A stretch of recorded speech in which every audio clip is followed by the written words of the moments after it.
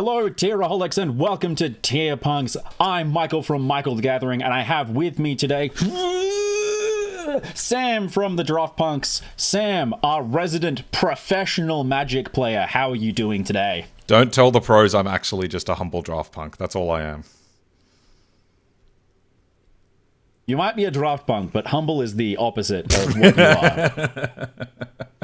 I'm going to be spending today right. humbly making sure that we have combo cards in the first class honors tier and not wherever it is that you want to put them. This is the purpose of all teachers getting together and normalizing all of their grades, isn't it? Yeah, exactly. That's right, today we are doing a tier list of all of the rares and mythics for Secrets of Strixhaven. Our tiers today are not your traditional tiers because letters are boring. In keeping with the theme, we have First Class Honors, Proficiency with Distinction, Achieves Competency, Working Towards, and this might be working towards either direction, and Immediate Expulsion. This is for cards that should be removed from the file entirely, and honestly, the entire set would be better for it. Sam, do we have any tiers that we need to add on at the last minute? No, I'm pretty happy with this. We'll find out as we go if we want to just ad hoc add tiers like we usually do, but that sounds pretty good to me. And just for context, we're mostly going to be evaluating for arena ladder and competitive constructed formats. So all of the commander cards are going in immediate expulsion. I will at least make sure they don't go in immediate expulsion. They will probably get, at best, achieves competency, though, because, let's be clear, even though I am a person who is learning to love Commander, Commander is a field of vibes, and if the card functions, then it's a good Commander card. And that's about as far as Commander cards go. But speaking of good cards, Sam, I think we should start ourselves off with... That's the wrong first card. God damn. Oh, beautiful start. We were doing so well. Starting off with the Dawning Archaic. This is a 10 mana, colorless, legendary avatar, not an Eldrazi. Costs 1 less to cast for each instant and sorcery in your graveyard, has reach, and whenever it attacks, you may cast an instant or sorcery card from your graveyard without paying its mana cost, and then with a finality counter, essentially, but for instants and sorceries. Sam, is this replacing Eddie Merc Crab in any of your decks? No, but it is a pretty good comparison. This one's generated a lot of buzz. I've seen people fairly low on it in general, but I'm pretty interested.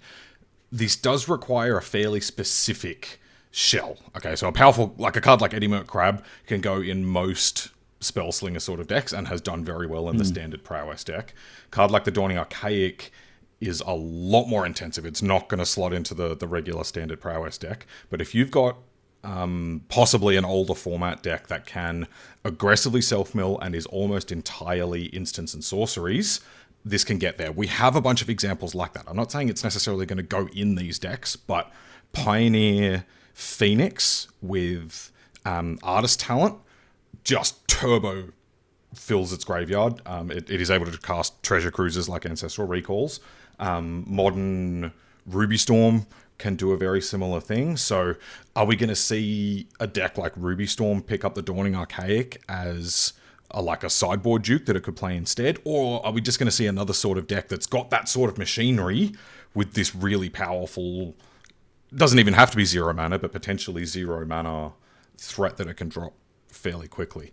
So it's not going to be universal, but I do think this is powerful enough that it's worth building around, and that there will be shells that are already more or less built that can accommodate it. Yeah, I think something really similar. It's really easy to look at a card like this and say, oh, 10 mana is so much, it's never going to get all the way to 0.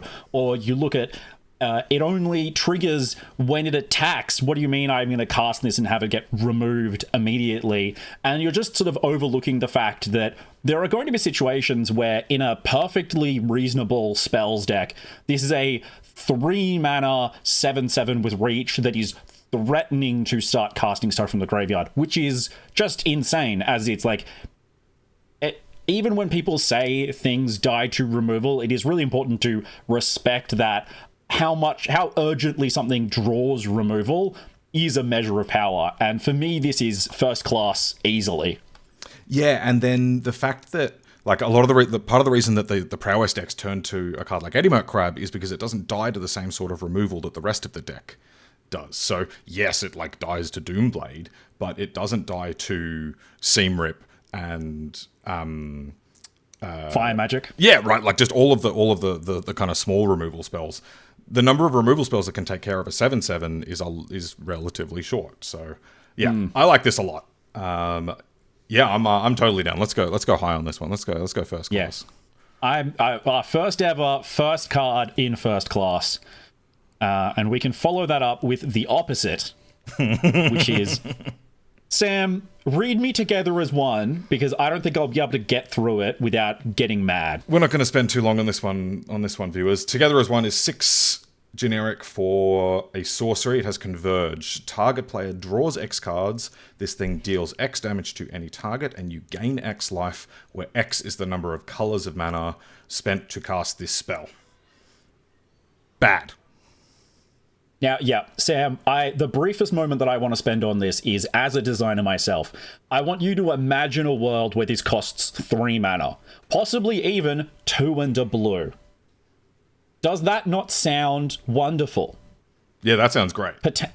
Yeah, that sounds great. And in fact, back in Battle for Zendikar, we had Painful Truths, which was 2 and a black for Converge, draw X cards, and you lose X life. Just the idea that you would ever print this at 6 mana. We don't have 6 colors. It's so frustrating. I'm getting it off the screen. We're moving on.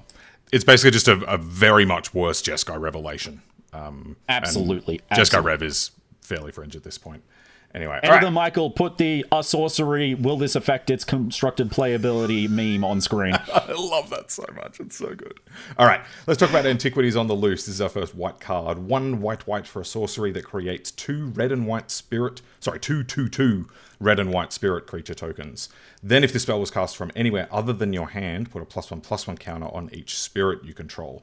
And it has flashback for 4 white, meaning you can cast it from your graveyard for that. As a player of red-white tokens, I really, really wanted to love this, but it turns out that most of my creatures aren't spirits. So even if I impulse this off the top of my deck and I'm just casting it for 3 mana and getting 2 3/3s, it's difficult to fit this into any existing deck. I agree, yeah, and like we've spoken on a couple of these sessions that we've done about a hypothetical kind of white weenie aggro deck. And they haven't really ever emerged. Like, we've got the Momo white deck at the moment, which would not want a card like this. So, yeah. I don't know. If there ends up being a mono white aggro deck with, like, a Glorious Anthem type card like we've seen in the past, this seems pretty fine in it. But those decks have not been very prevalent lately. So I actually don't have very high hopes for this one, despite it reading quite powerful. Yeah, for me, there is a deck that wants this, that does exist, and it is you pair the white tokens with the red impulsing stuff off the top of your library, because if you exile it and then you just cast it from exile, you get the upcasted version, so you get 2 3/3s and any additional spirits get upcasted. But at that point, it's not really pushed enough to compete in Standard. There are past Standards where that would have been really, really nice. Certainly I know that, a year and a half ago, this would have been a really, really interesting card. I think at best, this is getting Achieves competency. At best, yeah. At best. I don't know that I want to push it all the way down towards working towards. I think I can't really punish cards for the Standard that they're being printed into now that we're in full 3-year Standard. And that's going to put a lot of constraints on what we want to talk about. But I also do want to consider what a hypothetical future Standard post rotation might be as well. Yeah. Next up, we've got... Yeah. Sorry, when WotC backs off on the change to Standard size again. I'm okay with it. 7th time in 7 years. I actually like it. I think Big Standard is great. It opens up just like so much room for different combinations of things to come together. So I personally really like Big Standard, although there are a lot of cards to keep track of at the moment. Emeritus of Truce definitely is our next card. 1 white for a 3/3. So this is the first of our prepared cards. So let me read the card first. So when this creature enters, target player creates a 1/1 white and black Inkling creature token with flying. Then if an opponent controls more creatures than you, this creature becomes prepared. While it's prepared, you may cast a copy of its spell. Doing so unprepares it. And Emeritus of Truce's spell is Swords to Plowshares, which is a single white instant, exile target creature, its controller gains life equal to its power. That's a lot to process. I have read this card so many times, and I literally only just realized that you can target yourself. Yes, yeah, you can have the 1/1 yourself. So this can just be a 1 and a white, 1 double white, 3/3, and a 1/1 flyer. Just fine. Solid draft card. Yeah, right. Solid draft card. Or yeah, if you kind of do the thing, you get a copy of Swords to Plowshares. So note that it is actually a spell copy of Swords to Plowshares. So when this creature becomes prepared, you get a spell copy of that card in exile, and you can cast it as long as you still have the Emeritus in play and it is still prepared. I didn't know that was the particulars of the prepared mechanic. That's fascinating. Yeah. So, okay, interesting. So casting the prepared spells from exile. I'll try to keep that in mind. Yeah, which will matter if I'm sure that'll come up. Yeah, it matters if your opponent's got cards. An Aven Interrupter, for example. It does affect these. Yeah. Anyway, this is the only one of this Mythic cycle that cannot become prepared again. So you just get a one-shot Swords to Plowshares if you are behind on board. If you are only one creature behind, then you'll need to give them a creature to replace it. I don't know. This is not doing it for me. So, I mean, I was waiting to see if you were going to uptalk this, because my response to this is pretty immediately, the brief for the assignment was creature with repeatable cast of limited edition alpha, instant or sorcery. Mm-hmm. It's not repeatable. You failed the brief, immediate expulsion. Yeah. I think if there is going to be a home for this, it'll be as a sideboard card in a controlling white deck in a similar sort of way that Baza does at the moment. I think Baza is just better, though. Oh, absolutely. And yeah, the fact that you need to be like several creatures behind in order for you to get the Swords to Plowshares effect. I think there's just better ways that you can have a creature plus removal. Yeah, absolutely. I think this one's not very good. No, not at all. Oh boy, big discussion on this next one.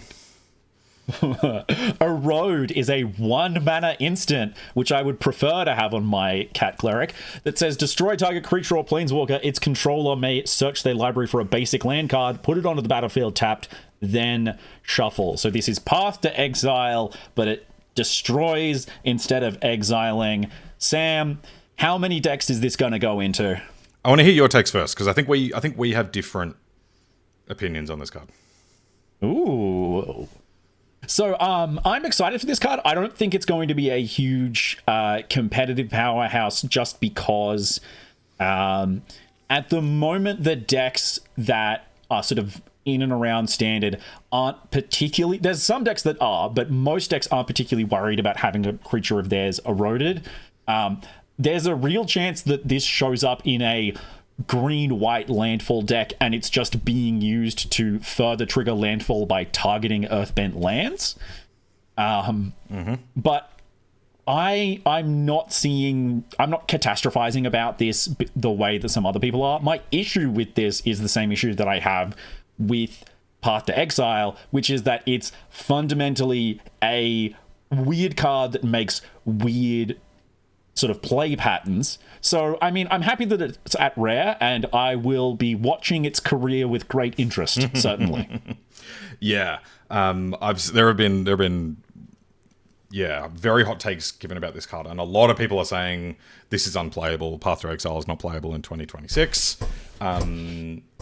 I think the best comparison point for this is Get Lost. So all of the white decks, when they're looking for their removal, they want one set of like 1 mana cheap things that they can use to hit anything. That's Seam Rip at the moment.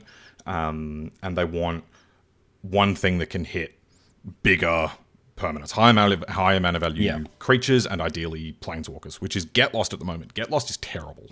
It just sucks giving your opponent 2 rectangles after you've done the thing, but we play Get Lost because it's what we've got, and you just need that level of removal. Erode is half the cost with a similar sort of scale drawback. Maybe the drawback is a little bit more, but similar. Now, at the moment, we're in a particular meta where this is not what you're going to want. Partly because the landfall deck is so prevalent, and this is really bad against the landfall deck. Then it just doesn't line up super well against like Prowess or Lessons. So right now, it might not get there, but for the entire time that this is in Standard, this is going to be a go-to for most white decks looking for another removal spell. I think this is going to see a lot of play. I acknowledge it has noticeable downsides, but it is not designed to run out on turn 1, even though it does cost 1. The idea is that you can get to turn 4 and exile their Kaito and also play Stock Up. Yep, that's valid. Or if you think about a deck like Momo White that is looking to be as efficient as possible, that deck plays 4 copies of Get Lost, and it's not super happy about it. So this is going to be a big upgrade for a deck like that as well. So yeah, absolutely. I'm happy to put my reputation on the line that this will see a lot of play, if not super immediately, just because of the particular meta we're in. All right. Reputation on the line. Proficiency with distinction or first class honors? Maybe we go proficient. Like, I think for Standard it'll be first class honors. It's not gonna get out of Standard though. Valid. That's a good position for proficiency with distinction. Yeah. All right. Next up, we have Informed Inkwright, which is a 2-mana 2/2, 1 and a white for a human wizard with vigilance and repartee, which is the Silver Quill mechanic, which says whenever you cast an instant or sorcery spell that targets a creature, create a 1/1 white and black inkling creature token with flying. Notably absent from this card is the magic special of once per turn. This just happens all of the time. You can target anybody's creatures. Sam, I love this. Tell me it's bad. Oh, I'd missed that. Yeah, this triggers if you target the opponent's creatures as well. Cool. That's why it's in the White-Black Guild. That's cool. I've just been thinking about this as a heroic mechanic. That's that's really cool. Good enough for Standard? This is another one similar to looking at sort of the red-white deck. You go, okay, how often can I get this? Does it go really well? I think that there are Standard decks that this will definitely go into, and the primary ones are it will replace the Wilds of Eldraine 2-mana 2/2 sorcerer that gives out roll tokens for 1 mana. Oh yeah, okay. Just because that card's terrible, and I think people should be replacing their decks. I think it's better enough that we could see certainly a home for this. This is a rough one where you look at this card, you see, it does a bunch of really cool stuff. It does it in a really... Unfortunately, the reality of when you get the stuff isn't when the spells that you have are going to go off, because some of the things that you're going to want to cast are like Opera Love Song or Rally the Monastery to like boost up a bunch of your creatures really aggressively, and then you have creatures that are entering the battlefield that are evasive but aren't attacking. So it's really good. This is another situation of, I think maybe it's just not good enough for 3-year Standard. But it's hard for me to discount this card. Yeah, so the first thing that came to mind for me with this one was a Crowan Crusader, which was a 1/1 with heroic. So whenever you target it, you get a 1/1 soldier. That card saw a bunch of play in both Standard and Pioneer heroic decks. This is difficult to compare because it's more mana, but it makes a better kind of token, has a bigger and better body, and triggers off when you target anything. So, yeah, if there is some kind of heroic deck with all of the repartee cards in the set, I think this will absolutely be a part of it. And then I could even see this just being a part of a mid-range sort of deck as well, right? Like if you just go Informed, Inkwrite, Erode straight away. Oh, yeah. Great. 2/2 Vigilance and a 1/1 flyer while you also remove their thing. Yeah, I can totally see that. I agree with you that possibly not right now. But yeah, let Standard cool down a little bit, and it could certainly get there. Could also be another one for Momo White. Yeah, for sure. I think the Momo White placement pushes it just out of Achieves Competency to me into Distinction. I think so. Yeah, I think it's on the lower end of Distinction, but I like it there. Yeah. Yeah, absolutely. All right. And what's not in Distinction? The reprint of everybody's favorite card. Joined Researchers is a 2-mana 2/2 first strike. At the beginning of each end step, if an opponent has more cards in hand than you, this creature becomes prepared. And the prepared spell is the reprint from original Strixhaven, Secret Rendezvous. 1 white, you and target opponent each draw 3 cards. I'm told the Commander players love this, which is just an indictment on the Commander players. We do not love this. I want to defend Commander players so badly, but this is one of those situations where people are saying, "Oh, you can politic and you can sell the 3 cards to people for favors," and I'm like, frankly, that's just not Magic at that point, and that's like I can politic my opponents into doing stuff without using any of my Magic cards because they're my friends and I know how to press their buttons. Yep. The best thing about this card is that it's a 2-mana 2/2 first strike, so it's a pain to attack into in draft. Yeah, that's it. So yeah, this is like a decent draft common. Yeah, immediate expulsion. Yeah, it's the horrible thing here is that this feels like a card where I recognize the assignment that it was given. It definitely passed. I just hate that assignment. I reject entirely that teacher's methods. I agree. All right, next up. Oh my god, there's so many jokes to make about the name and thing in this card. Practiced Offense. 2 and a white sorcery. Put a +1/+1 counter on each creature target player controls. Target creature gains your choice of double strike or lifelink until end of turn. Flashback. 1 and a white. Even in our hypothetical white aggro deck, is this getting there? No, this is awful. This is really bad. It's astonishing that the first mode of this, aside from being a sorcery, is 3 mana. Yeah. There's just so many elements of this. Like, this could have been an instant. Mm-hmm. Would have been a huge power step up. Mm-hmm. But also would have turned the card into something actually worth playing. Mm-hmm. I genuinely don't know what the home is for this card because you can't even troll a commander table with it by targeting somebody else. And as they like attack into or block somebody's stuff and you mess up combat for 2 other people. You know, can you imagine your player A and then player B is attacking into player C and you give a whole bunch of creatures +1/+1 and then a different player's creature first strike to maximize the possible amount of carnage, all of which is something you cannot do because this is a sorcery. Boring. Immediate expulsion. Complete failure. Get out of here. Yeah. All right. Help us out with our first paradigm spell. Restoration Seminar. I wish all my lectures were like this. 5 and 2 white, so 7 mana for a lesson sorcery. There is a cycle of lessons in this format. It has nothing to do with the rest of the format. It's just a callback. Mm-hmm. Return target non-land permanent card from your graveyard to the battlefield. Oh god, it's Omniscience. And Paradigm, which is then exile this spell, and after you first resolve a spell with this name, you may cast a copy of it from exile without paying its mana cost at the beginning of each of your first main phases. It's fixed epic, everybody.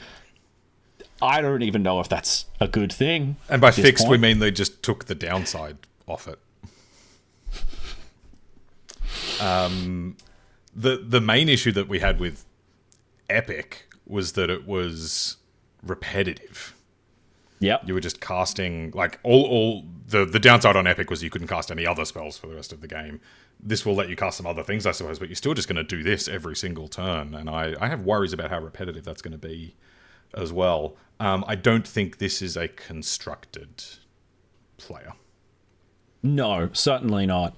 I'm sure some people are going to be very cute with this, but it's relatively easy to picture sort of the play pattern for this card. If you just imagine that this is a 7-mana enchantment that just says, when this enters, and then at the beginning of each of your first main phases, do the thing.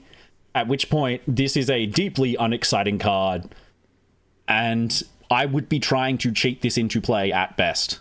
Yeah, that's it. Yeah, if there's some way that it can be cheated, like if it is played in an Omniscience deck, cool. If it can be found off Emergent Ultimatum in like Lotus Field combo decks, maybe. But I think at best it's going to be fringe. And the Paradigm thing almost doesn't seem super relevant. It just seems like you'll probably fire it off once as part of a combo and then be done with it. So yeah, of the Paradigm spells, this is one of the worst to me. I think this really doesn't make good use of the Paradigm effect. Yeah. And for me, that puts it down in immediate expulsion.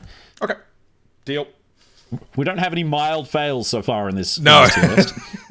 It's a ringing success. Or Yep. All right, last one. All right, next up. Stirring Hope Singer is a 3-mana bird bard, so 2 and a white for a 1/3 flying lifelink. Whenever you cast an instant or sorcery spell that targets a creature, put a +1/+1 counter on each creature you control. Sam, how insufferable is Momo White going to be with this card? Oh, I hadn't thought of it in that deck. That's true. Oh, yeah, one of the other things that's relevant, actually, with the repartee cards in white is white's best removal spell is Seam Rip, which does not trigger repartee. Yes. Erode does. But they get Erode. Yep. Yeah, so I mean, like, a deck's going to move to Erode and get lost if they're doing the repartee thing. Mm-hmm. That doesn't sound great, because you really do not want to erode a Lana or Elves. That does seem a bit silly. Yeah, or even, like an order token or whatever. So, I don't know. I think it would have to be a different build. It would probably play Momo and Sage of the Skies. I don't know. Yeah, it does kind of fit into that deck already. You just need to find more instants and sorceries, which is just a little bit weird with the Momo sort of theme. So, yeah. I don't know. Are you high on it in that context? It's... So the latter version of Momo White, absolutely, because that's fundamentally, every game is game one, and this is just better at executing on that solitaire style game plan than the Momo White deck is generally. I'm sure that you have played against many Momo White decks in best of 3, and I can imagine this would be a card that either would be main deck and you would side out a lot of the time, or you would side in against, I don't know, a specific matchup where you want to just go really wide. So the me, the Momo deck basically exists as a counter to Prowess, and it's very good at that because Sage of the Skies produces 2 lifelink bodies with 3 toughness, which means they can't be burst lightninged. And so this this is only one body, but it does check those boxes as well. So it is kind of already doing a thing that the deck wants to be doing. So I could potentially see it making a home there. And as we push forward, if the Antiquities on the Loose deck ends up happening, then I could see it having even more of a home. So that's, I don't know. I feel like it's a C tier for the moment, but I'm open to suggestions.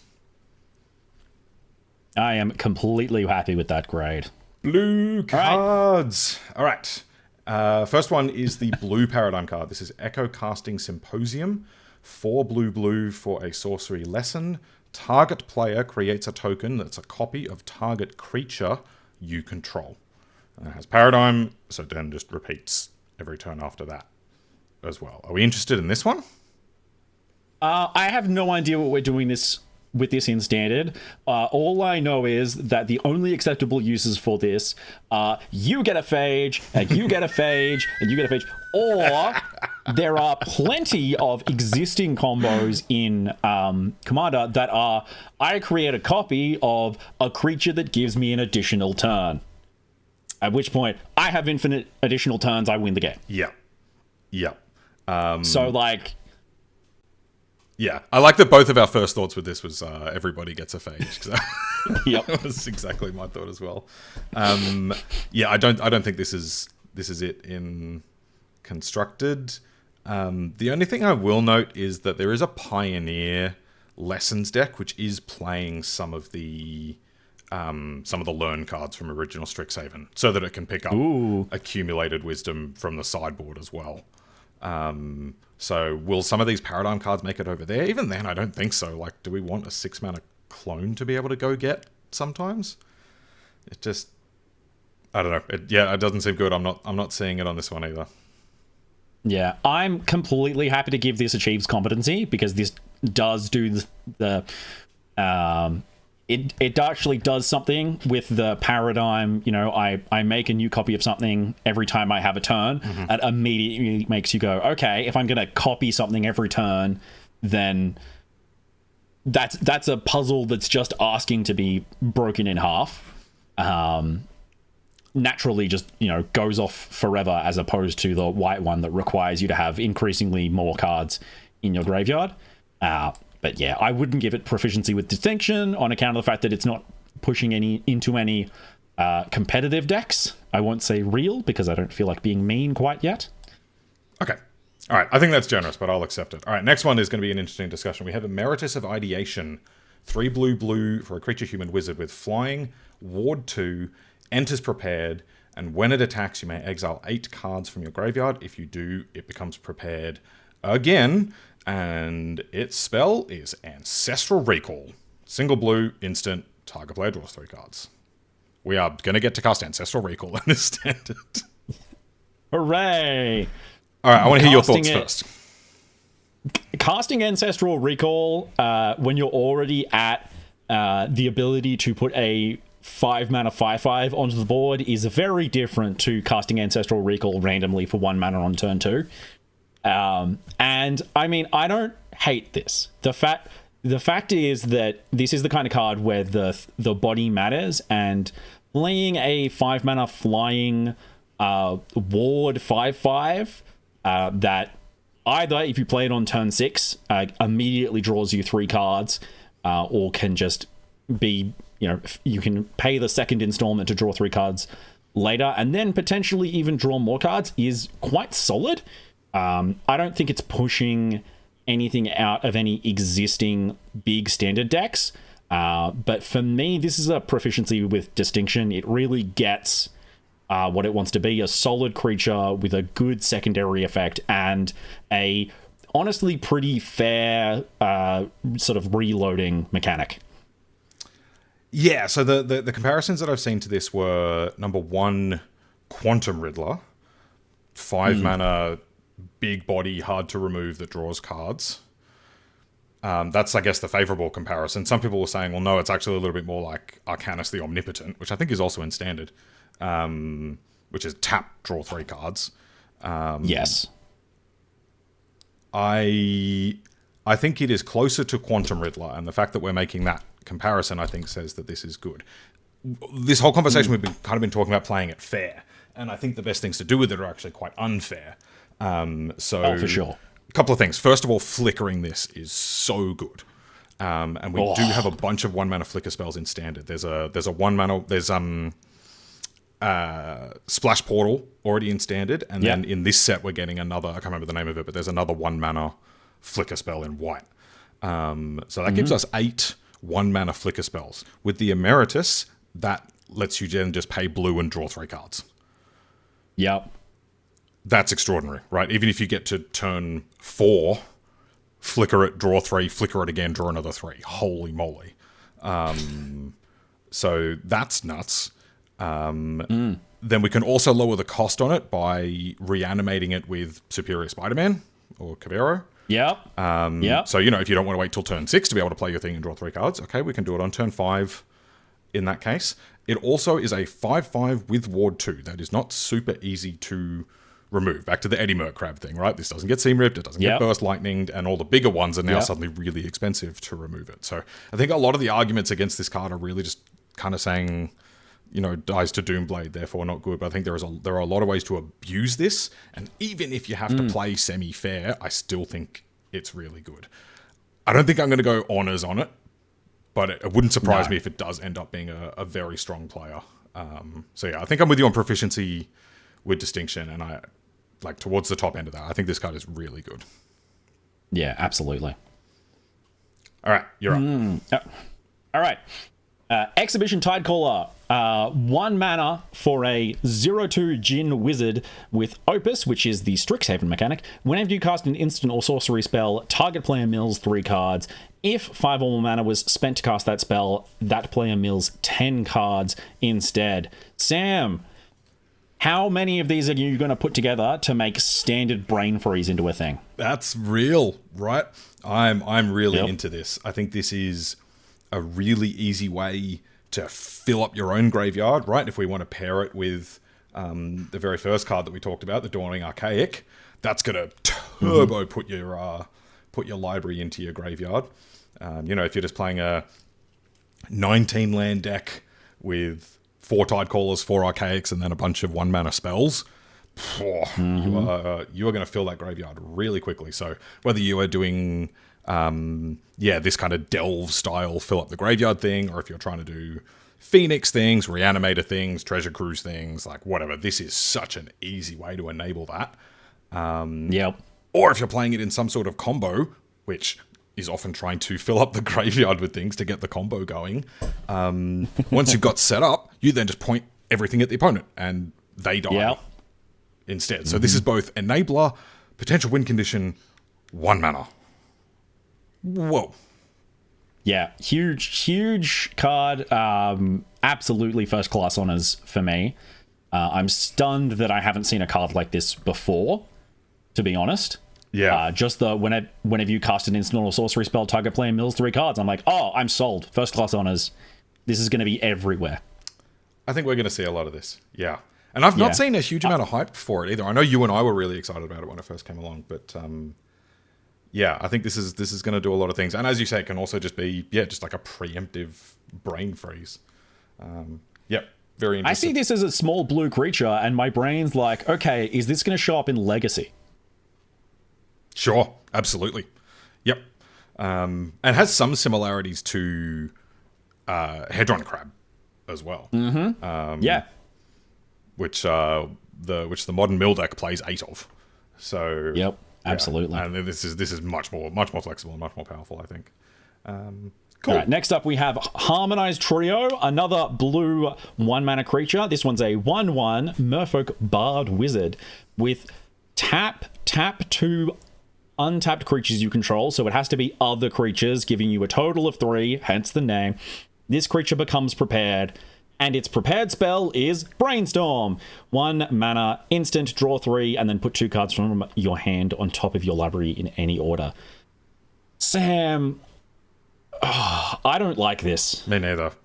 It's weird. The balancing on like the spells that you get to cast on these feels really off, right? That's a really big hoop to jump through. You need to get to your next turn and have 2 other creatures and tap them to cast Brainstorm, whereas the one with Ancestral Recall just says you can have it for free straight up. I don't understand. Mythic privilege. I guess so, yeah. Clearly. It's also, I'm sure that there's some consideration that this is meant to be a 1 mana creature. It's a Merfolk. I'm sure that design are trying to make Merfolk into a real deck, and it's not working. You can play this with Silvergill Mentor on turn 1, turn 1 this, turn 2 Silvergill Mentor, and you can charge up your Brainstorm, and on turn 3 you can Brainstorm. And Brainstorm is not even busted in Standard. Yeah. Good, but not worth jumping through all these hoops. Yeah, very strange card. To me, it's not passing. I kind of want to give it a working towards just because we have nothing in that tier. I'm in for that. But I was ready for you to jump down my throat over that. No, I like that. Like, yeah, that sort of opening of this into Silvergill Mentor. Yeah, that's real. That does a thing, but I'm not sold. Yeah. All right, moving on to Jadzi, Steward of Fate. a 3-mana human wizard, 2 and a blue for a 2/4. Jadzi enters prepared. See, we get it. This is what we're supposed to be doing. Yeah. When Jadzi enters, also, you draw 2 cards and you discard 2 cards. And her prepared spell is Oracle's Gift. XX blue for a sorcery that says create X 0/0s and then put X +1/+1 counters on each fractal you control. Boy, that could have been 2 separate cards. Oh, that is so much text on a card. So yeah, I guess so for the Oracle's Gift, we're making 1/1/1 for 3 mana. 3 mana. Or 2 2/2s for 5 mana. Yep. Or 3 3/3s for 7 mana. Okay. I think the power of Jadzi is actually kind of buried within all those words, which is that it's a 3 mana 2/4 with ETB, draw 2, discard 2. Yeah, absolutely. As a person who currently looks for 3 mana, draw 2, discard 2s for my reanimator deck because I want to dig through my deck to reanimate things on turn 4.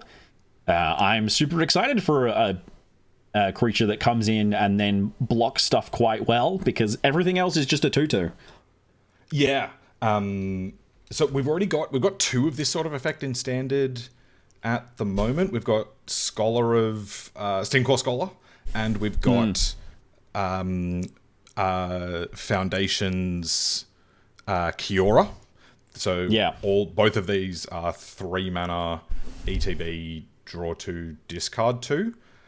So then I guess there's just going to be a balancing game, right? And like a lot of these decks have had to toss up between those 2 cards already. Now we've got a third one in the mix. And so once Scholar rotates, this one might become a little bit more interesting.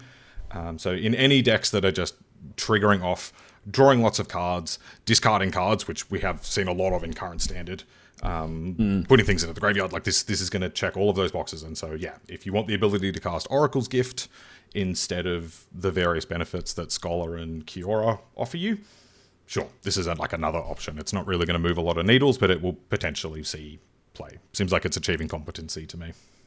Certainly is to me too.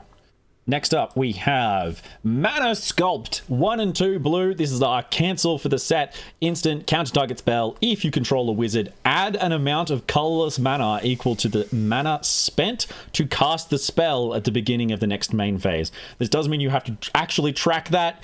You can't counter an evoked deceit and get 6 mana, unfortunately. Sam, is there any deck that's actually going to be interested in this? So initially I would have thought no, but there's a couple of cards that really come to mind. The most important one is Thundertrap Trainer, which is a wizard. Card is already just good and has seen a lot of constructed play, is a wizard, and also gives you a use for the extra mana. So if you mana sculpt their 3-drop or 4-drop or whatever, you can then sink all of that into kicking the Thundertrap Trainer the following turn. Because sometimes the downside with a mana drain type card is your deck is full of just brainstorms and swords to plowshares, and so you can't actually use all of that mana. So just that is interesting on its own. Valley Floodcaller is also a wizard and also plays really nicely with Thundertrap Trainer. There's a package there. There's something there. I haven't done a full Scryfall search for wizards in standard, but that's kind of enough to get going. It's probably not going to be a 4 of, but certainly not. But 3 Steps Ahead is a 3 mana counterspell that has seen pretty consistent play. This is probably not better than 3 Steps Ahead, but there is power here, and if you can, like I say, if you can funnel that mana into like a kick Thundertrap Trainer, okay, or like a consult the star charts or use part of it for a stock up or whatever. There is something there. I'm not super high on it, but I'm interested in exploring. Would you put this in achieves competency or proficiency with dissection? No, I'm competency tops, I reckon. All right. Yeah. Not getting too excited. No. I'm talking it up because I think most people look at that and write it off completely, Yeah. we can put our excitement into our next card with it, which is Mathemagics. This is Yay. what Sam studied at university. A sorcery for XX blue blue. Target player draws 2 to the X cards. This is one of my favorite types of Magic cards. It has the words "and so on" in the reminder text. And then it lays out various mathematical facts in the text. It was so funny watching people on social media going, "Why did they say the 2 to the 0 is 1? They're just like making things up now." It's so good. It's so good. Is the card good? It's awesome, but is it good? It's genuinely so hard for me to look past the fact that this card is awesome and hilarious. I don't know that it's good. I mean, 4 mana for draw 2 cards feels really rough. Even if, going up to what? 2, 4, 6 mana for draw 4 cards. I don't hate it. But at that point, it feels like it's getting into being a commander card. This is just a cute thing that you're making very, very large numbers with, rather than trying to quickly and efficiently win the game. Yeah, so like with most flexible spells, it's very inefficient regardless of how you're doing it. So then the question is there a context where the flexibility makes up for the inefficiency? So just to lay it out clearly, this is 2 mana draw 1, 4 mana draw 2, or what is it? 6 mana draw 4. Draw 4, yeah. No, 6 mana draw 8.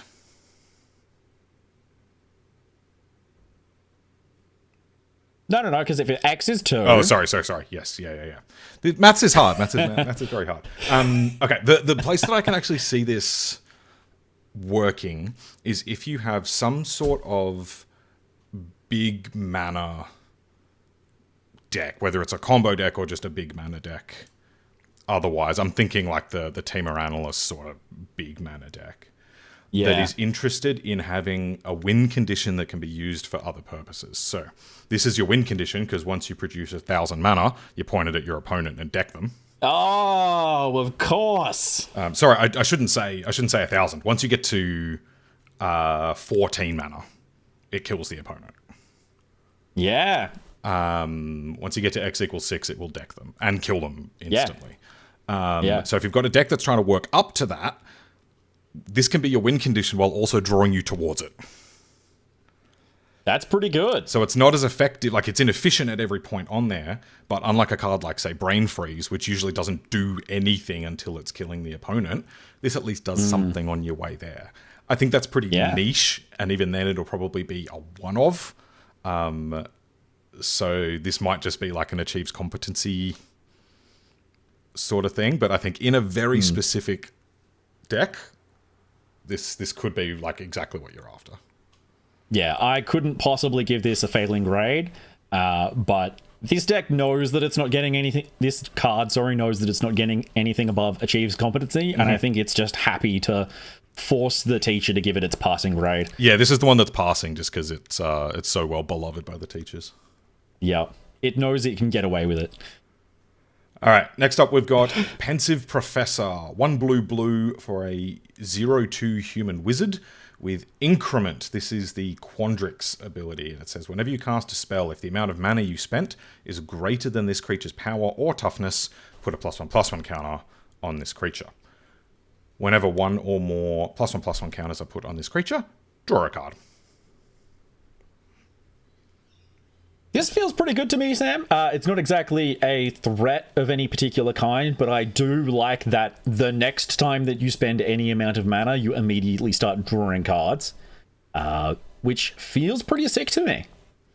Even if 3's a rough place to start. That's the problem, right? Because this is a 3 mana 0/2. Let's say you play it on turn 4 so you can immediately trigger it. Then you've got yourself a 3 mana 1/3 that drew a card. So we're having to like set up Augur of Bolus. Oof. But it's not even dig, it's just look. Yeah. I don't think this is it. Oof. That's rough. Even if it was just whenever you cast a spell, draw a card. I think 3 mana O2 just wipes that out. That is pretty valid. I think if this started as a 1/3, would we be having a different discussion? Because then at least it wouldn't die to just a burst lightning. I mean, like, yeah, it is kind of nice that you can play it with a mana up and then either counter a burst lightning or just preemptively get it out of range. But even then, like, is that what you want to do on your turn 4? I doubt it. So yeah, like maybe if it was an O3 or an O4 to begin with, I'd be more interested. But I think this is too fragile and too small ball and too inefficient, too unreliable. I'm not in. I like what this is trying to do, so I want to give this working towards. Okay. Do you disagree? Nah, anything that draws cards multiple times, I'm into. All right. All right. Next up, we've got Sky Coach Conductor.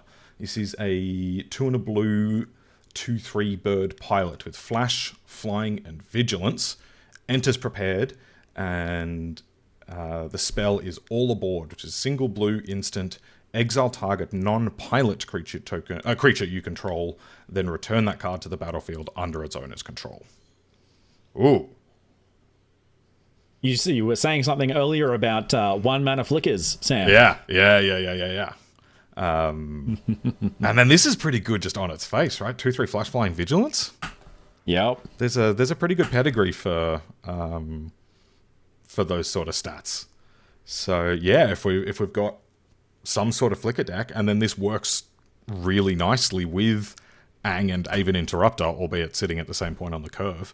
But yeah, if you play Ang or Aven Interrupter on turn 3, and then just drop this in, and then All Aboard on turn 4.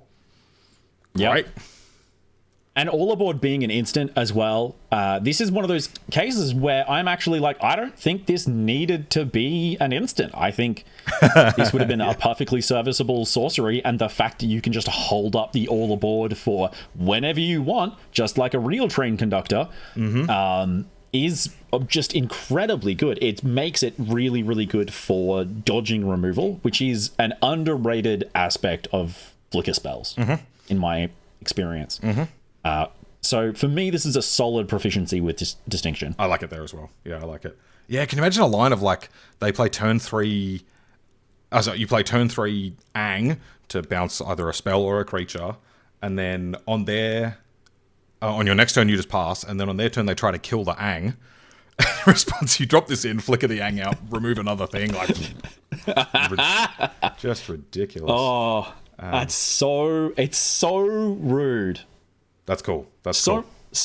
All right, last blue card. We have Wisdom of Ages. 4 triple blue sorcery. Return all instant and sorcery cards from your graveyard to your hand. You have no maximum hand size for the rest of the game. Exile Wisdom of Ages. This is a Michael card. And then you lose the game because you spent 7 mana and did nothing. I love how you think, Michael. It's always so fair. I'm just going to tap 7 mana to draw lots of cards. No. This will be part of... It's not even draw cards. The cards already have to be there. Yes. But this is going to be part of a combo of some kind, right? It's going to be cast when you have Omniscience in play, or you have fetched it off Emergent Ultimatum, or you are doing a High Tide Storm turn. Something like that. That'll be the context where this gets you. Yeah, right, exactly. Exactly. Because this card, you don't have to pay for it. You can mill this off the top of your deck, and then Dawning Archaic can just get this. Oh. So, okay, this is obviously extremely powerful, and there are plenty of ways that, we can cheat casting it. My question is that actually just better than a lot of the other things that you can do with that sort of effect, right? Because there's Peer into the Abyss, which just says draw half your deck at the same mana value.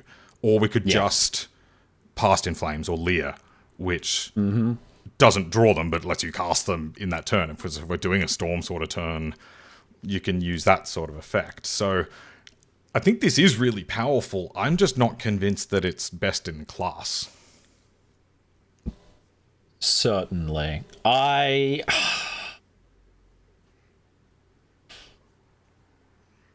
Okay, so let's work this out where it's going. I think definitely achieves competency. Mm-hmm.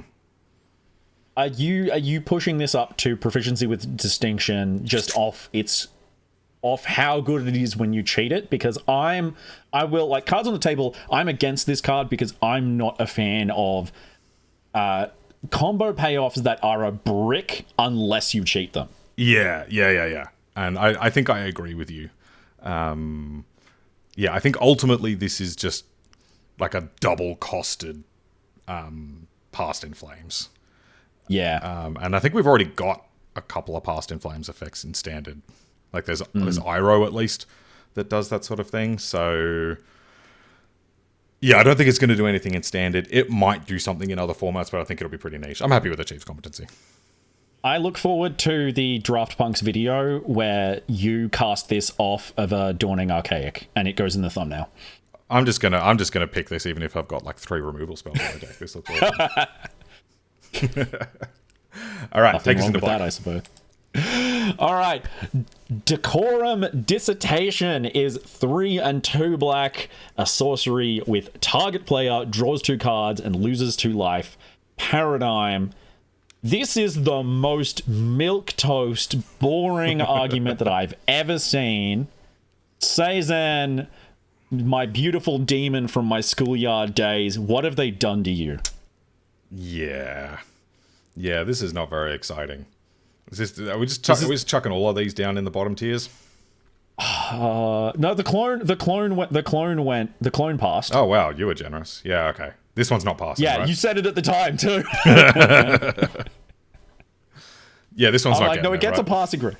This one's immediate expulsion. This is, of all of the things that you could do in black once per turn forever, and you went draws 2 cards and loses 2 life.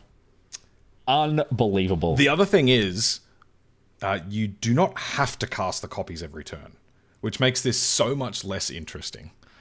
Oh, You know, if this was like deal with the devil, you're going to have to lose that 2 life every turn, even if it's going to kill you. Hilarious. Yeah. Great. Love it. Or, you don't even have to target yourself. Yeah, You may even that would be kind of interesting, right? If you get to the point where you need to start pointing at your opponent so you survive, but you're giving them more cards to kill you, that's fun. Mm-hmm. That's really interesting. I would have actually liked to see that. Yeah. As it is, yeah, I don't know. This doesn't seem particularly powerful. It seems kind of boring. All of the versions of this that I would have pitched in design, I mean, realistically, the other cards that I would have pitched would have been the reason why they made this, because they were like, no, Michael, you can't have innocent blood with Paradigm. Give it to me. That's so good. Give it to me. Emeritus of Woe is a 4-mana vampire warlock, 3 and a black for a 5/4, enters prepared. See, this is the thing, we get it. At the beginning of your end step, if 2 or more creatures died this turn, this creature becomes prepared again, and its prepared spell is Demonic Tutor. 1 and a black sorcery, search your library for a card, put it into your hand, and then shuffle. Sam, I feel like this card is crafted so beautifully, but it's so fair. Yeah. And that really holds it back, in my opinion. I imagine the Commander players are going to love this, but for like Commander mains, I need to stress that tutors are generally not that good in Constructed. They are really only good in combo decks. Those are the only decks that really play tutors. Demonic Tutor itself is a little bit different because it's so efficient. But needing to like go well out of your way to be able to cast Demonic Tutor is usually not worth it unless you're a combo deck where the card you are searching out is going to kickstart an engine that wins you the game. Like if you're just using it to tutor a removal spell or a good threat, that's not that good. You are so much better off just playing card advantage. It's so much better off, just draw more cards and then you can have more of that sort of effect. So yeah, I don't think I'm super high on this. That being said, it is really well statted. So getting a 4-mana 5/4 with the option to then cast Demonic Tutor either immediately or just next turn, I'm not super out on it. I'm like lower on Demonic Tutor than I think most people would be. But the fact that this is actually really well statted and affects the board really nicely means I'm at least interested. Yeah, I certainly think that this card gets at minimum a passing grade. Yeah.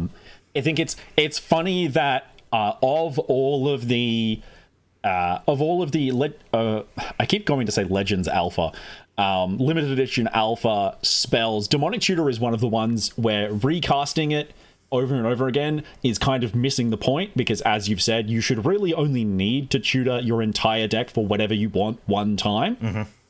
But this being, a 4-mana 5/4 that just lets you on your next turn cast basically whatever is really, really solid. It entering prepared is everything that we could ask for. It just, it's pushed at a high enough mana value that it's going to be rough. And this is one of those things where if you cheat it out, you're spending your sort of cheat resources which makes it harder to then cheat out whatever you're demonic tutoring for, which sort of necessarily forces you to be playing fair even in the context of cheating it out. Yeah. Which is rough. Yeah, I agree. So yeah, I think it achieves competency. I think it might find a home and might be good, but probably not spectacular. Yeah.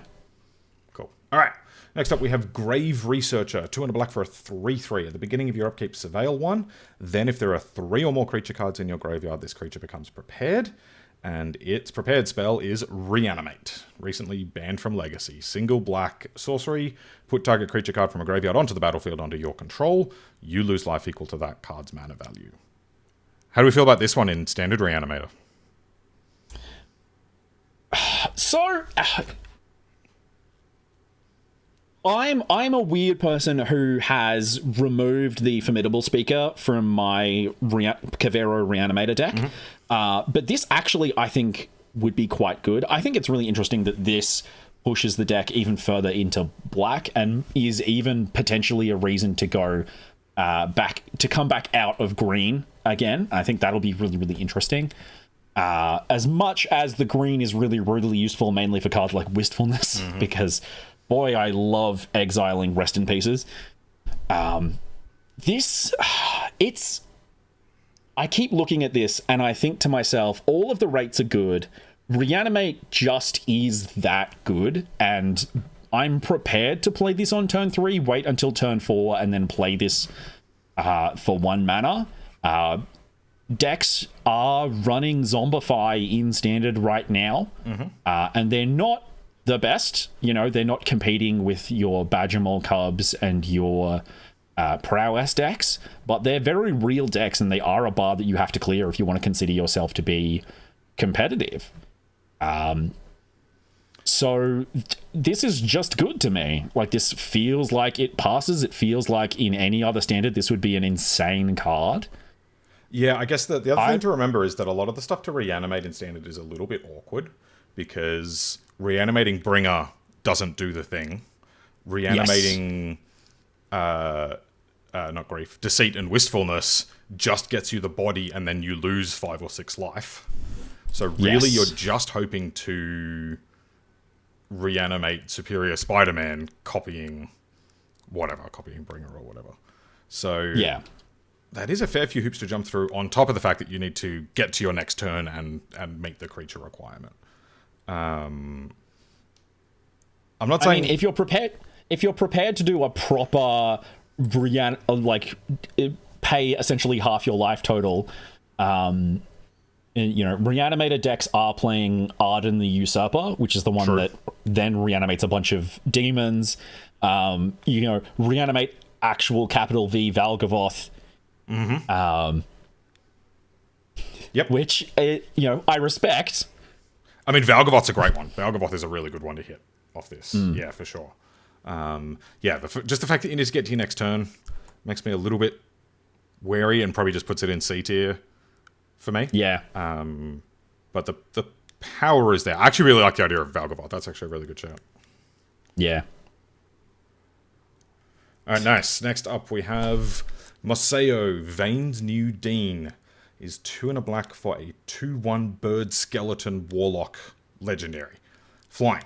When Moseo enters, create a 1/1 black and green pest creature token. Yeah.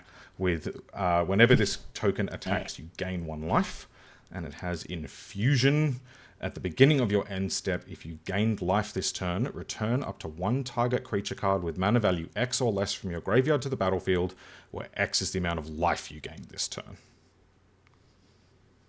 Samuel, save me from 3 mana rare black legendary creatures. These are the bane of my existence. They are in almost every set. They always compete for the same slot, and they are just almost never good. I want to say, has it been long enough since Gix Your Moth Sprater that I can say that they're never good? Because that was kind of the last time. Yeah, I guess Preacher isn't legendary. And neither was the stupid skeleton that doesn't die. Yeah, you're probably right. So I guess the big picture thing to mention is that there are a couple of really powerful life gain payoffs in this set. We're going to get to one of them very shortly. It's a 3 mana Wrath if you've gained life this turn. So there is actually a lot of incentive to have some sort of life gain deck work. Will this be a part of it, given that it's both a payoff and makes that pest token? I don't know. I don't really know what the enablers for that deck look like. No one's kind of shown me a convincing shell yet, but I do just want to kind of lay out that incentive is there. I genuinely think that the best deck that this goes into is best of 1 ladder skeleton tribal, and they're gonna have the time of their lives with this card. But that's not a competitive deck. Yeah, and 3 mana 1 toughness is pretty dodgy. Are you expelling this one altogether? Are you that low on it? Oh, I wouldn't go that low. I'd at least go working towards. If expelling this card meant that I would never have to deal with black 3 mana legendary rares, I genuinely would. But I have to recognize that I have to put my biases aside. The fact that and let this at least get a working towards. The fact that it's at least end step as well means if there is some kind of life gain deck like this, you can potentially get quite a few bodies out of your 1/3 drop. I think that's the right tier for it. Yes, I'm sure that there will be some black-white situation where you're playing this, it enters, its pest enters, you gain 2 life, and then you reanimate a 2-drop. I'm sure that would be perfectly fine. All right, read the next one. I'm doing a search for 3 mana black legends while you do that. Postmortem Professor, 1 and a black, zombie warlock, 2/2. This creature can't block. Whenever this creature attacks, each opponent loses 1 life and you gain 1 life. 1 and a black, exile an instant or sorcery card from your graveyard. Return this from your graveyard to the battlefield. Sam, I hate to draw you away from your attempt to search and find things to troll me with. Is there a zombie deck in some format that I don't know about that actually wants this? Dude, Sephiroth is in standard. Sephiroth is great. And that is the only one. The rest of this is Drek. You are absolutely correct. What the hell? Zoofit, Osteoharmonist. Madame Null, Power Broker. What is this garbage? Oh my god. I thought you were saying Sephiroth was good for this card. Nope. Oh. Anyway, yeah, this seems really bad. I think you really want your 2-drop to be able to block. But it is a 2-drop that could potentially enable this life gain thing. I'm extremely suspicious of that, though. I don't. I'm so. Like this feels like trumped up uncommon. This is very much somebody tried to polish up some old homework and hand it in, and that's not getting past either of us. Yep, I agree. Next one's exciting. Pox Plague! or as we call it in the business, big pox. 5 black mana for a sorcery. Each player loses half their life, then discards half the cards in their hand, then sacrifices half of their permanents, round down each time. Sam, are you looking forward to having redundancy in your turn 4 giant black demon whose name I forget that doubles all life loss? Turn 5, I win the game. Deck. Oh, that's cool. I'd forgotten about that. You can already do that in standard. Yeah. Spell. Bloodletter of Aclazots with Yep. I'm forgetting the name of the skeleton, but I had not thought of that. That's a really good application of this. I thought the first place your head was going to go was back to our teenage years with Death Cloud. I can't make every reference that I ever do to a childhood that not everybody shares. So yeah, Death Cloud was a long time ago, but it was part of a very serious standard deck. Death Cloud was like double X triple black or something, and then everybody sacrifices. X triple black sorcery. Each player loses X life, discards X cards, sacrifices X creatures and X lands. Yeah, so it directly hit the lands, whereas this one you're going to need to do a bit of work to get there. The fact that it is mono black only is going to make things a little bit harder, because you can't do like a green black ramp sort of thing where you get out many more permanents than them. You're gonna have to do something pretty specific, but that is a very powerful effect. Yeah, I can't realistically give this anything less than a pass. I think this is another one of those cards where it's not concerned with trite measures of competitiveness. It is doing the thing that it's set out to be, and the fact that it is 5 black mana is part of the appeal. But I just... Yeah, it kills people on turn 5 as part of a 2-card combo. Have fun with that, commander players, because yes, it kills the entire table. Oh, that's hilarious, yeah. Achieves competency, move on. Okay, sure. Yeah, I really want to find a use for it. 'Cause just for those who haven't experienced this sort of effect, like it can be really brutal. It basically forces a small game. So if the format is trying to do big things, this just completely crushes any deck that's trying to do that sort of thing. But it is very restrictive. Oh boy, big one now. We have Nipple Ral Zarek, guest lecturer. 1 black for a 3 loyalty legendary planeswalker Ral. +1, Surveil 2. -1, any number of target players each discard a card. -2, return target creature card with mana value 3 or less from your graveyard to the battlefield. -7, flip 5 coins. Target opponent skips their next X turns, where X is the number of coins that came up heads. Why is Ral touching himself so sensitively? He does that in all of his cards. He's very happy with himself. Oh. He has to comfort himself for all the times that he's going to flip 5 coins and then they're going to come up all tails. Yeah.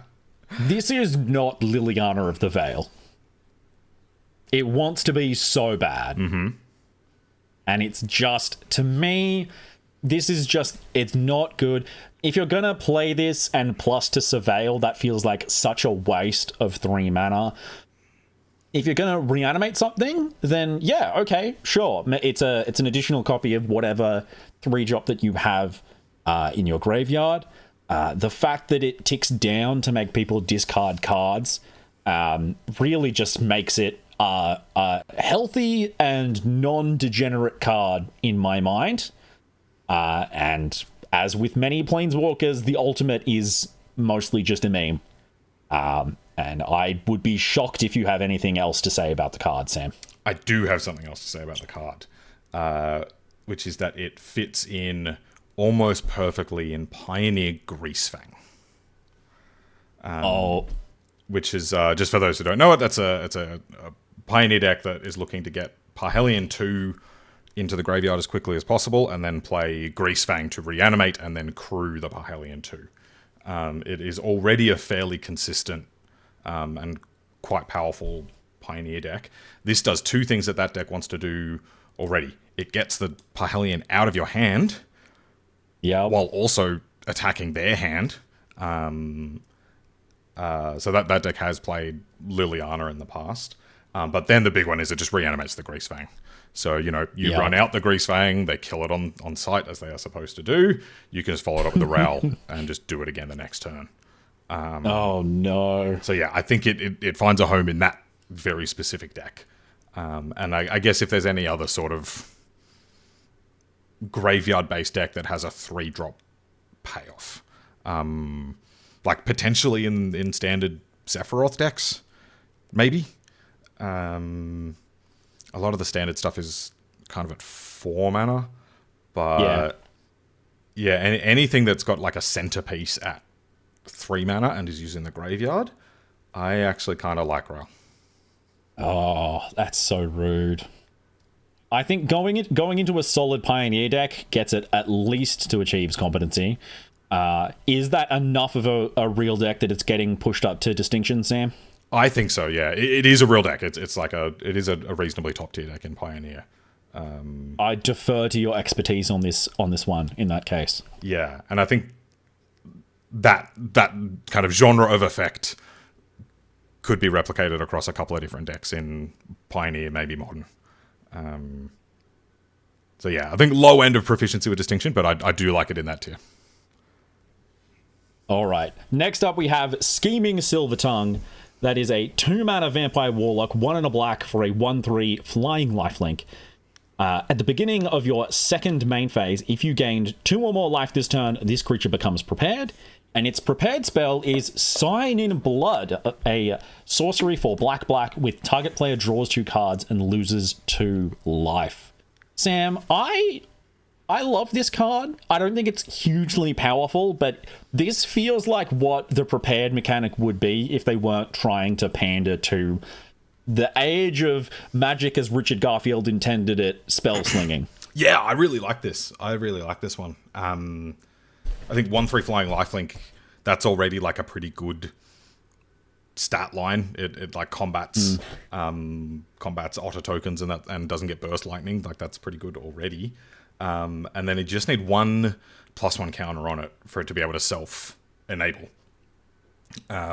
Yep. So how many times have we cracked a map token onto Siren What's-Her-Face in Demir Kaito? Yep.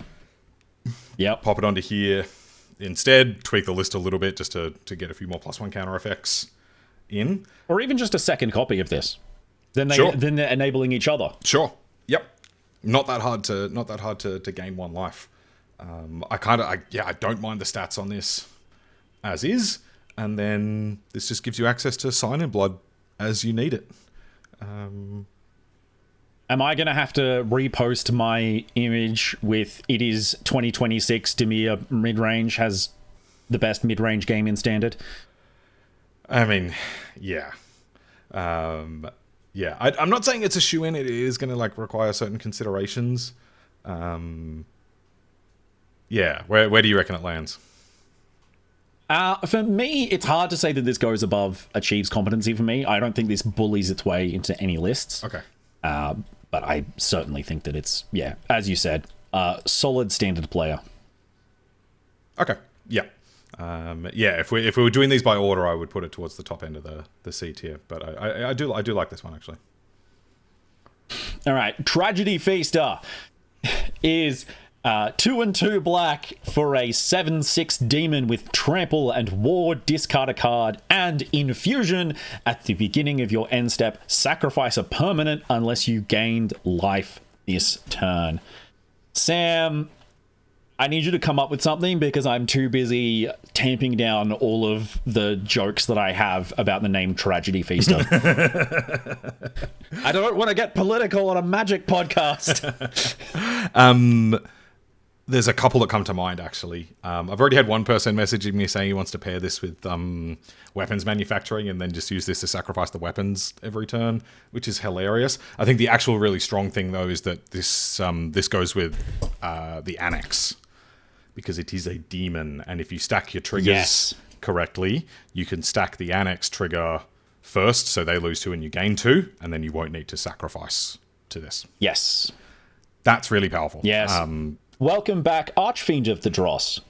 Yeah. Exactly. Yeah. So yeah, big demon with a card advantage, ward cost, that pairs really nicely with Annex. Okay, I'm interested. Annex has really kind of dropped off lately just because standards got really fast. And it's just difficult to take a turn off playing a card like that. And there's so many bounce spells around that making the demon token off Annex is not as good as it used to be. So yeah, all of that in mind, this does pair really nicely in that shell. Yeah, I want to give this proficiency with distinction just for that ability to push the demons deck back into a bit of relevancy, because that deck, people are really aggressively pushing that deck on ladder. I've certainly seen people really want that deck to be good again. And it's close. Really consistent monocolor black decks have historically been a lot better than people give them credit for. Certainly, it's always terrifying to see somebody drop a turn 3 unstoppable slasher and know that there's a very real chance that they're just going to go turn 4 bloodletter, you lose the game.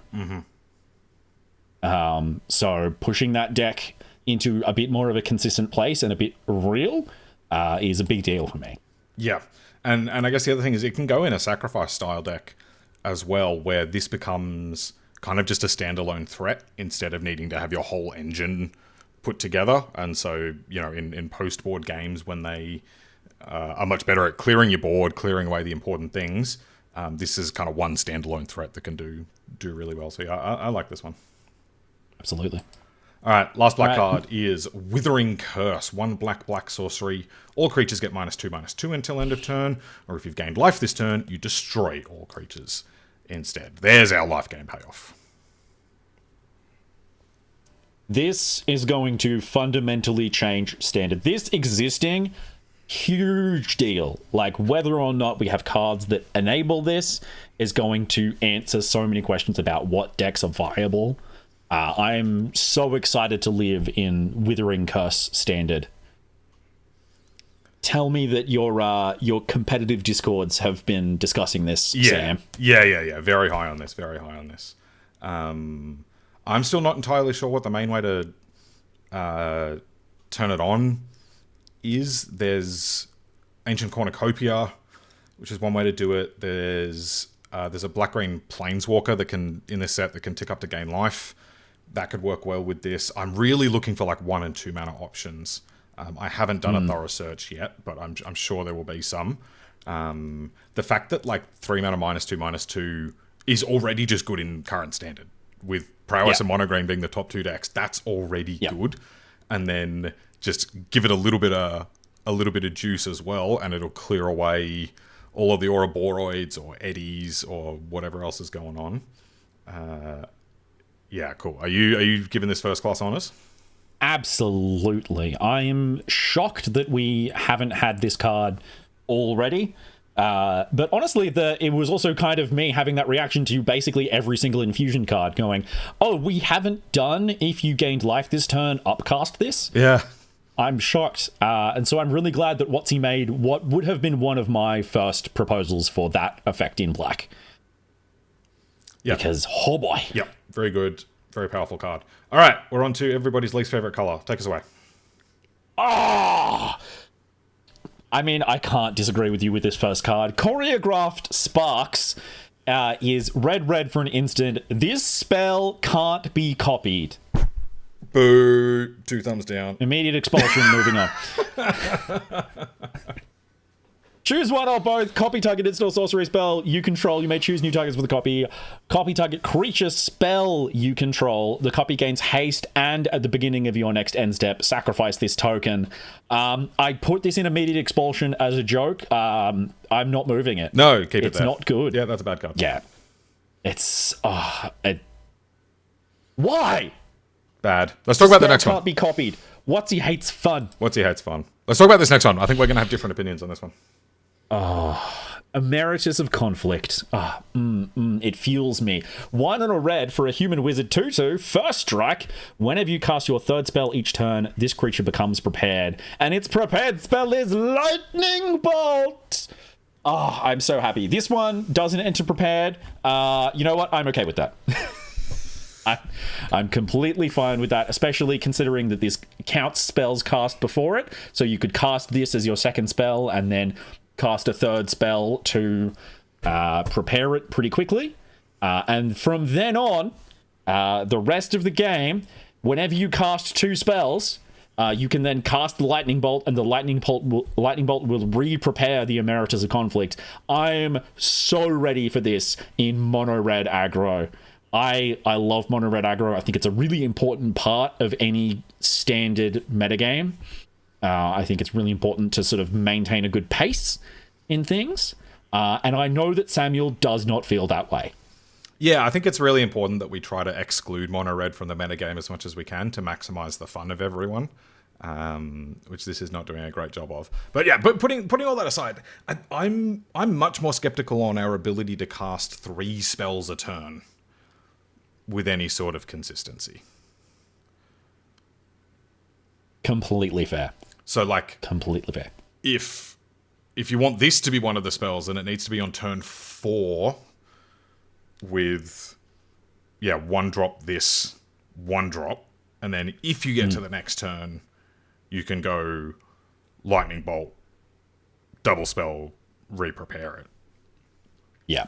That's a lot of hoops to jump through, and I'm not sure that that's particularly reliable. Like, double spelling is really easy. Triple spelling is usually the realm of Storm decks. Yes. Completely and utterly true, and I completely agree with you. I am building the deck that is doing this reliably. Yeah. I'm going to have so much fun impulsing crazy things off the top of my deck. I'm going to be playing an Elementals package so that I can play the 1 mana Beholden Elemental red creature from Lorwyn that lets me accelerate my red mana. I want to give this first class honors, but I know that you're not going to let me.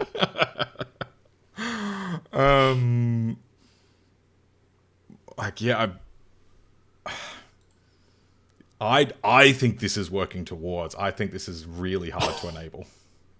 Oh! Unbelievable. You want to give it a failing grade. I think this is a 2 mana 2/2 first strike. So putting aside the fact that that's good in mono red, like this is a properly aggressive 2 mana 2/2 first strike. Mono red actually really likes that. But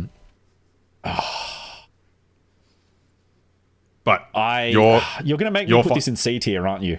I think I am, yeah. Oh my god. For the sake of our friendship, we're moving on. Get in the comments. Tell us who you think is right. Alright, next up. Flashback. Single red, instant. Target instant or sorcery in your graveyard gets flashback until end of turn. Flashback cost equal to its mana cost. First class honors. Perfect magic card. Good. Yep, I think we're gonna see a lot of that. I think I'd bump it down. I think it's probably a tier down from that, but I do think it is really good. Yeah. I don't know the home for it yet. Yep. Maybe this is just how I'm wired, but like I am thinking combo with that sort of effect. Yeah, for sure. I mean, like Snapcaster Mage was in just every blue deck, every control and tempo deck. But that's because it gave you a body as well. Whereas I think, Flashback is looking specifically to cast particular things multiple times. I don't know exactly where it's going to go, but it's really cheap. It's really powerful. Yeah, I'm into it. Absolutely. Next up, we've got this one. We've got Improvisation Capstone, 5 red, Sorcery Lesson. Exile cards from the top of your library until you exile cards with total mana value 4 or greater. You may cast any number of spells from among them without paying their mana costs. Paradigm. So we're going to do this every turn once we get there. This seems like the best so far. Yeah, there's a big reason that this was the first Paradigm card revealed. I love the idea of doing this every turn. Doing this, when you first cast this, it feels not great.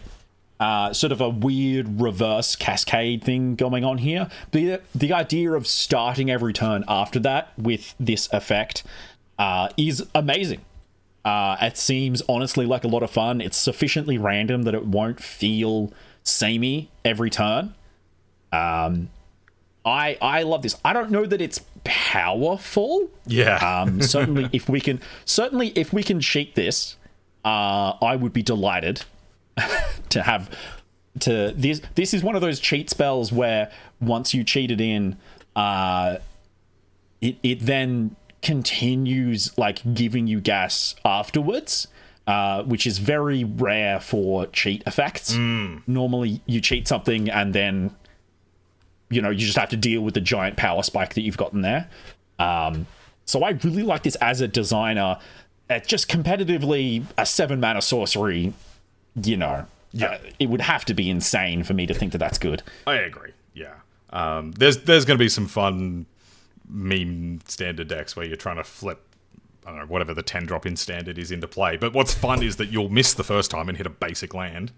Well, you'll hit a bunch of Lana Rolls or something, but then you get to just like keep trying every turn. I think that'll be fun. I do like that if this hits another copy of itself, it does properly, like, you can go again. It's only the paradigm thing that checks if you've cast it already. There's so many like discover and cascade effects, or cascade wannabe effects essentially, where hitting an additional copy of the thing makes you brick out in some way, which is very frustrating. But again, that's just me getting into, as a designer, I really like this card. But yeah, I don't know that I can put this above Achieve's competency. Despite it being my favorite student. Oh, I agree. I think this is like working towards, but it looks fun at least. Whew. Okay, generous again. All right, this is my favorite student. I'm allowed one. Go. Maelstrom Artisan, 1 and 2 red, 3/2 Minotaur Sorcerer. Everybody's so happy to see the Minotaur guy happy. Haste. This creature enters prepared. And its prepared spell is War Crime, 1 and a red sorcery, destroy target non-basic land. Oh dear. This is a mono red card. Oh no. This is a mono red card. This looks obnoxious. Oh yeah. This is the kind of mono red card that I'm gonna look at this and go, maybe I won't play this. I might start getting blocked on Arena. They might implement a block feature so that people can block me. Now, I guess the downside is 2 toughness is a really big break point, because oftentimes what's frustrating when you are playing a red deck of any variety against mono red is that your shocks stop working once they start hitting their 3 drops. It was part of the reason why Stupid Card got banned. Yes. Monstrous Rage. No. Screaming Nemesis.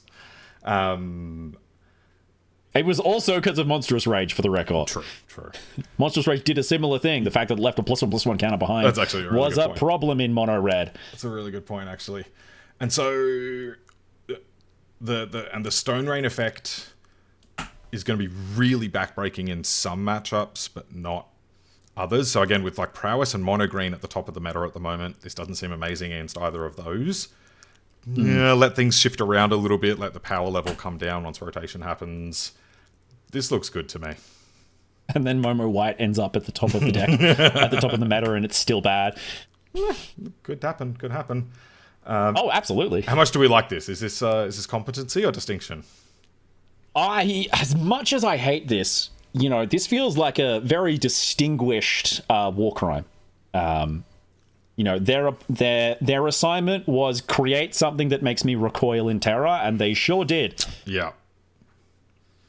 I feel forced to give this proficiency with distinction. I hope this isn't good. This is going to be miserable if this is all overstated. Yeah. Upside. This is gonna be good in standard, and you're gonna be begging to draw your 2-mana 2/2 with first strike to eat it in combat. Yeah, true. I guess some of the other things that we've talked about already come into play here, which is one, if you flicker it, you get to keep stone raining them, which is vomit. It's better than Stone Rain. Like, yeah, it hits non-basic lands only, but Stone Rain costs 3 mana. Yeah.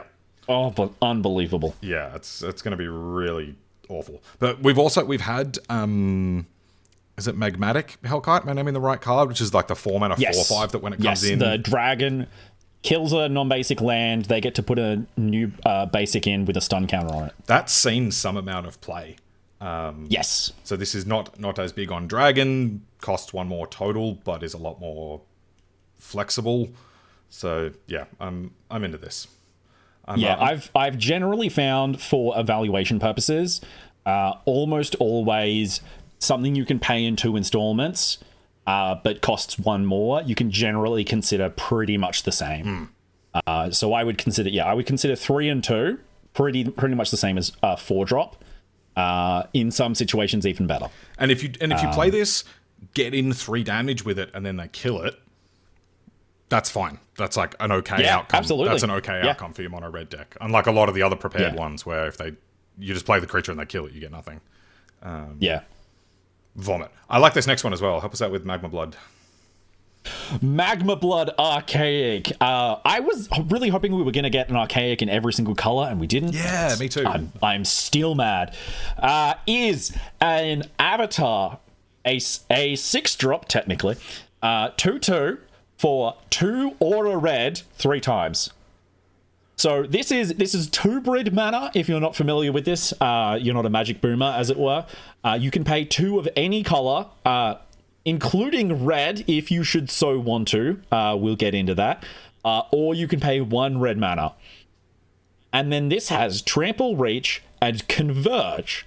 This creature enters with a +1/+1 counter on it for each color of mana spent to cast it. So if you're casting this for triple red, it is a 3/3 Trample, Reach with, whenever you cast an instant or sorcery spell, creatures you control get +1/+0 until end of turn for each color of mana spent to cast that spell. So they have Converge.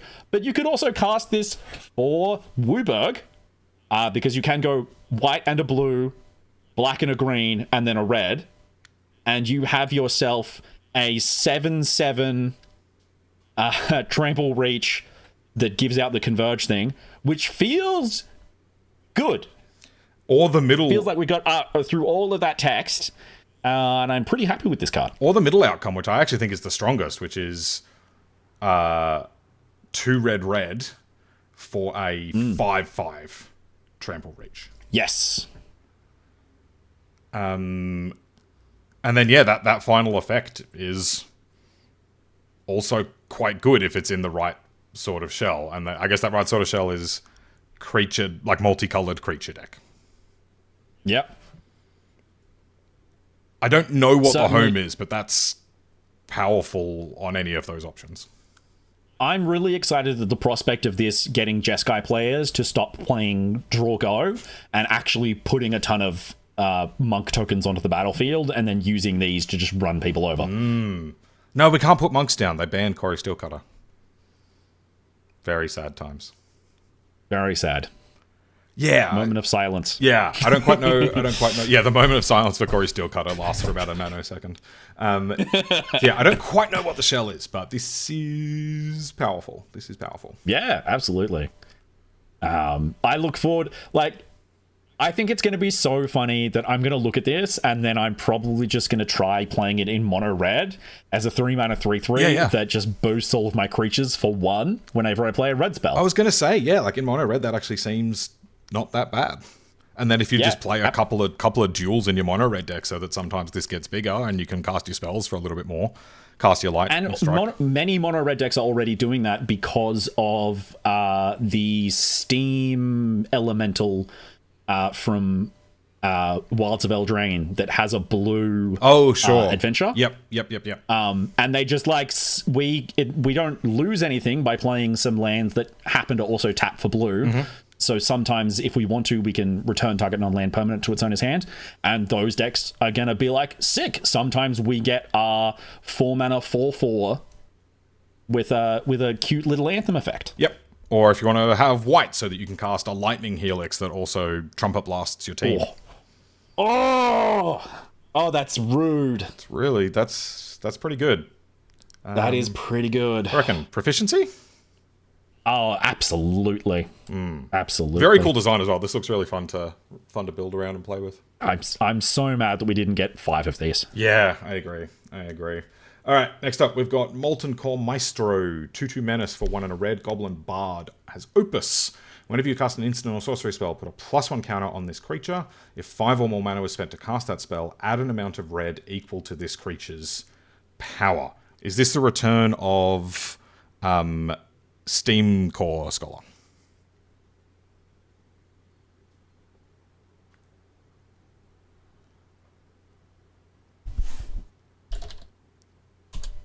Steam Core. Did I name the right card? No, you said the blue one that draws and discards 2 from our earlier discussion. Oh, no. Do you mean the Steam engine thing from the Ravnica block? Yes, I do. Yeah. Steam. Runaway Steamkin. Runaway Steamkin. I'm so bad at doing names when I do this. Is this Runaway Steamkin? Oh, that's interesting. Okay. Now, I feel like Runaway Steamkin, I didn't play a ton of it. It was sort of like just before I was getting back into like really hardcore actually playing through a bunch of Magic. And I feel like the burst of red mana that you get from Runaway Steamkin is really good. I feel like Molten Core Maestro is not going to meaningfully be making a ton of mana outside of like crazy commander decks where they're, you know, boosting this up to being a 6/6 and then going infinite with it. I agree. But whenever you cast an instant or sorcery spell, put a +1/+1 counter on this creature with menace, and its starting point is a 2 mana 2/2, feels pretty good. Yeah, I agree. However, we talked about this one a fair bit with my group. This is worse than Slickshot Show Off for for sure. For a prowess style deck. It's yeah. probably worse than Drake Hatcher as well. Yeah, okay. I see the argument, certainly. And so this is probably not going to slot into the current standard prowess deck, which leaves this to... Does Mono Red just want to play it as a good 2-drop? I think I don't, you're the Mono Red master, but my guess is probably. Because especially if you can play it on 2 with a shock, then it's out of shock range itself. Yeah. It's... I hadn't been thinking about playing this in Mono Red, but maybe it even gets played in the Red Emeritus deck where I'm impulsing a bunch of stuff. Sure. Yeah. Yep. Lightning bolting people. Mm-hmm. I don't hate that. It doesn't... I'm having problems evaluating this card based on the fact that I keep thinking, it's not going to generate mana, that means it's bad. But even just 2 mana 2/2 menace, whenever you cast an instant sorcery spell, put a +1/+1 counter on it, it feels good. Yep. Right? Yep. I agree. Like, I feel like that's a passing grade. I agree. Yep. It's just not as good as the other prowess 2-drops that we've got in standard right now. So again, once Slickshot rotates, we might see this doing a prowess kind of thing. Yeah. Or we'll see this in Mono Red for the meantime. This is just like, I think, a good card that's just third best in class. Yeah, I think this will be a lot better once we're out of the period of Mono Red that we were in where 2 mana for 2/2 haste prowess was sort of a thing that they were trying to print a bunch of. Mm-hmm. And they've really stopped doing that, thankfully. And once haste isn't a thing that we would like to see on one of these, this goes up hugely. But for now, I think it just achieves competency. I agree. All right, last red card. Steal the Show. 2 and a red sorcery. Choose one or both. Target player discards any number of cards, then draws that many cards. Steal the Show deals damage equal to the number of instant and sorcery cards in your graveyard to target creature or planeswalker. This does not feel like a rare. Boo! Could have said any target. Could have been instant. Yeah.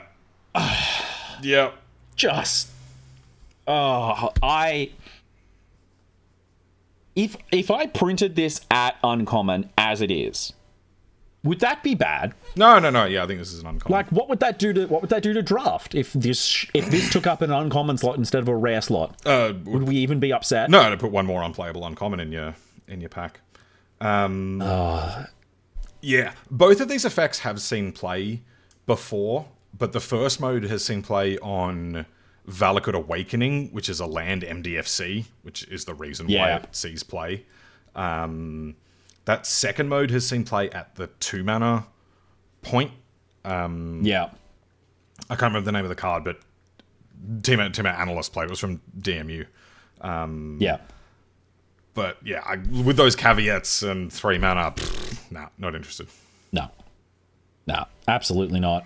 There's so many things that I would give this as notes to get back into. Agreed. All right. Moving into green.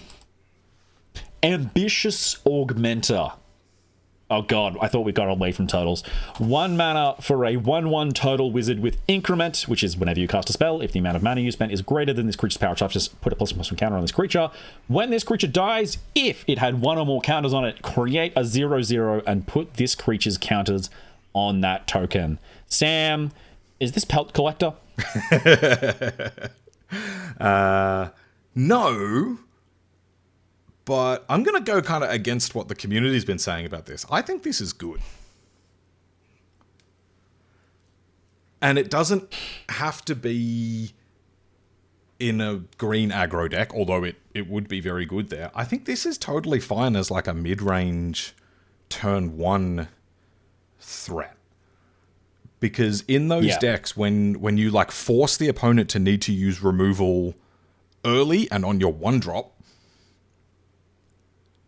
then it means the rest of your stuff is more likely to survive. And so, yeah, this is a 1-drop that's going to grow pretty easily into a 3/3, and then when they're finally forced to trade off with it or point a removal spell at it, you just get another 3/3, I guess 2/2? 2/2 out of it. That's pretty good.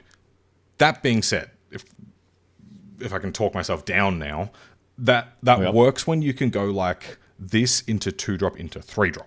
Which is how we imagine our curves going a lot of the time. But especially in Standard at the moment, and in kind of Magic in general at the moment, the way it actually tends to go is you go 1-drop, 2-drop, 1-drop. Oh, sorry, 1-drop on turn 1, 2-drop on turn 2, 2-drop 1 mana removal spell on turn 3. And then the rest of your game is like mostly like that. Those kind of like old school mid-range decks that are like 1, 2, 3, 4, they don't really exist that much anymore. So that's the big kind of argument against that. But I do still think that's a lot of potential power on a 1-drop.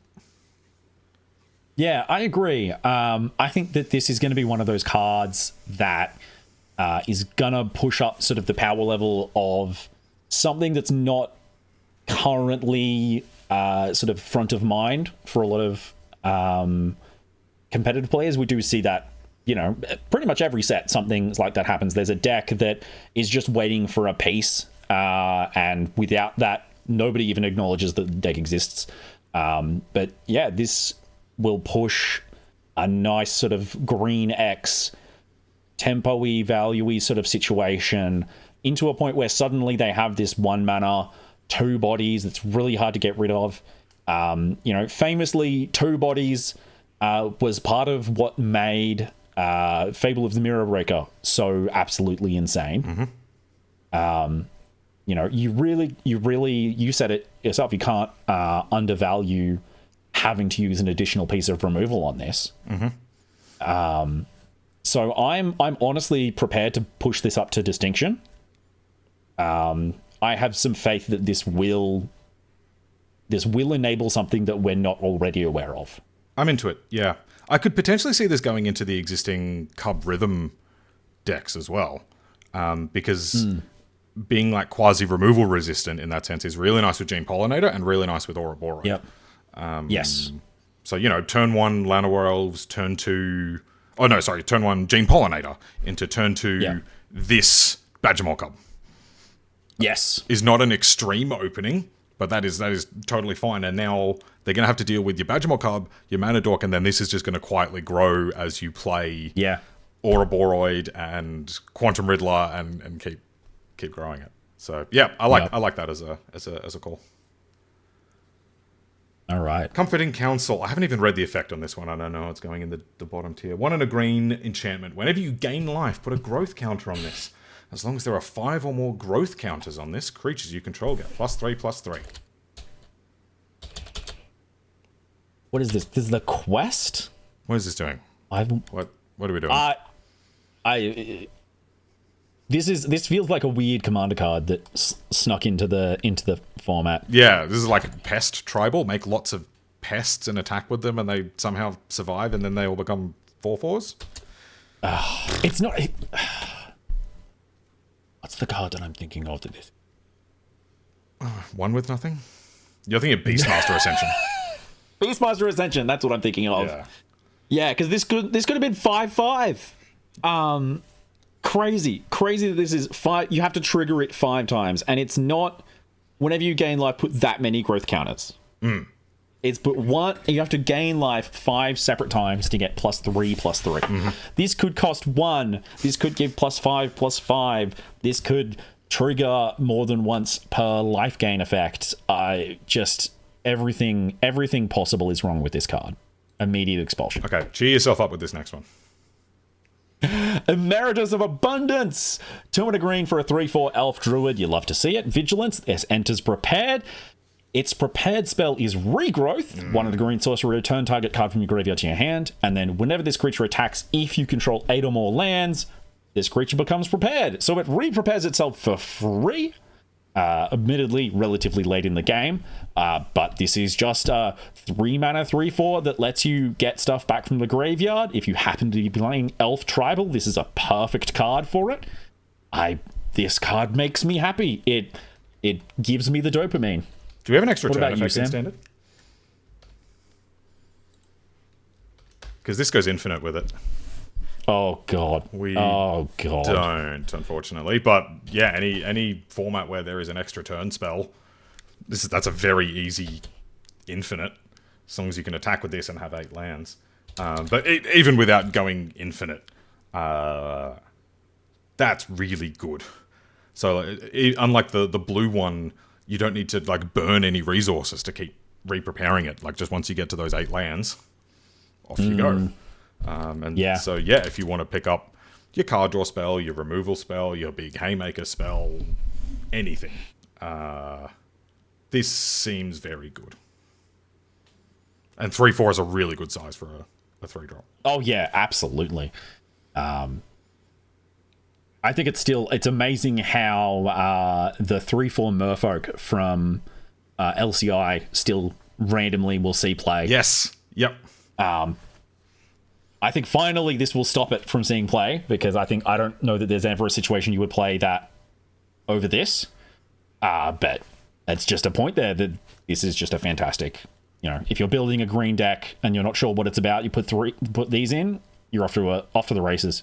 Yep, I agree. And you are incentivized to want to be ramping, so that you can get to your 8 lands. But yeah, this seems fantastic. Are we going distinction with this one? Yeah, I don't know that I would push this into first class honors. I think this doesn't exactly enable any decks that wouldn't already work. It just sort of generally improves them. But that's a comfortable distinction for me. Yeah, no, that was a good distinction that you drew just then. Germination Practicum. This one's hilarious. 3 green sorcery lesson. Put 2 +1/+1 counters on each creature you control. Paradigm.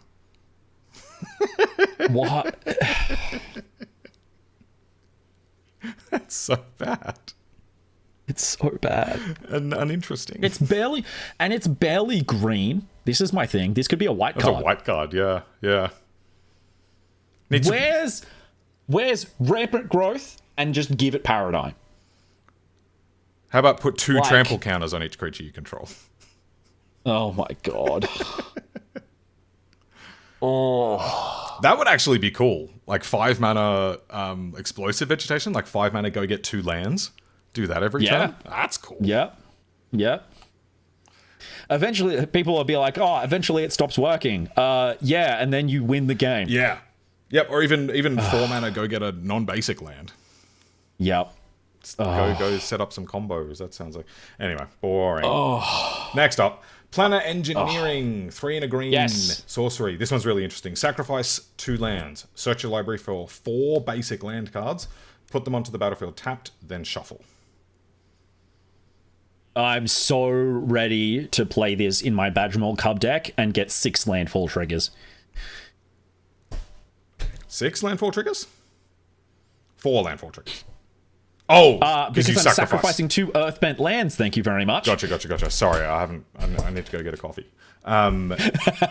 Yes, this is a large amount of landfall triggers, and we all know how crazy the landfall decks are at the moment. So then my question to you is, those landfall decks are already overstocked on 4-drops because they want to be playing 4 Ice Till. They're usually playing 3 to 4 Mightform Harmonizer, and some are playing 1 to 2 Leatherheads. Yeah, they don't need this card at all. I'm excited for this card because it make big number go up. It's very exciting. I'm going to be playing this with Scapeshift, which is going to be really fun to play this into another copy of itself. Oh, wow. Which is going to be even bigger number go up. Yeah.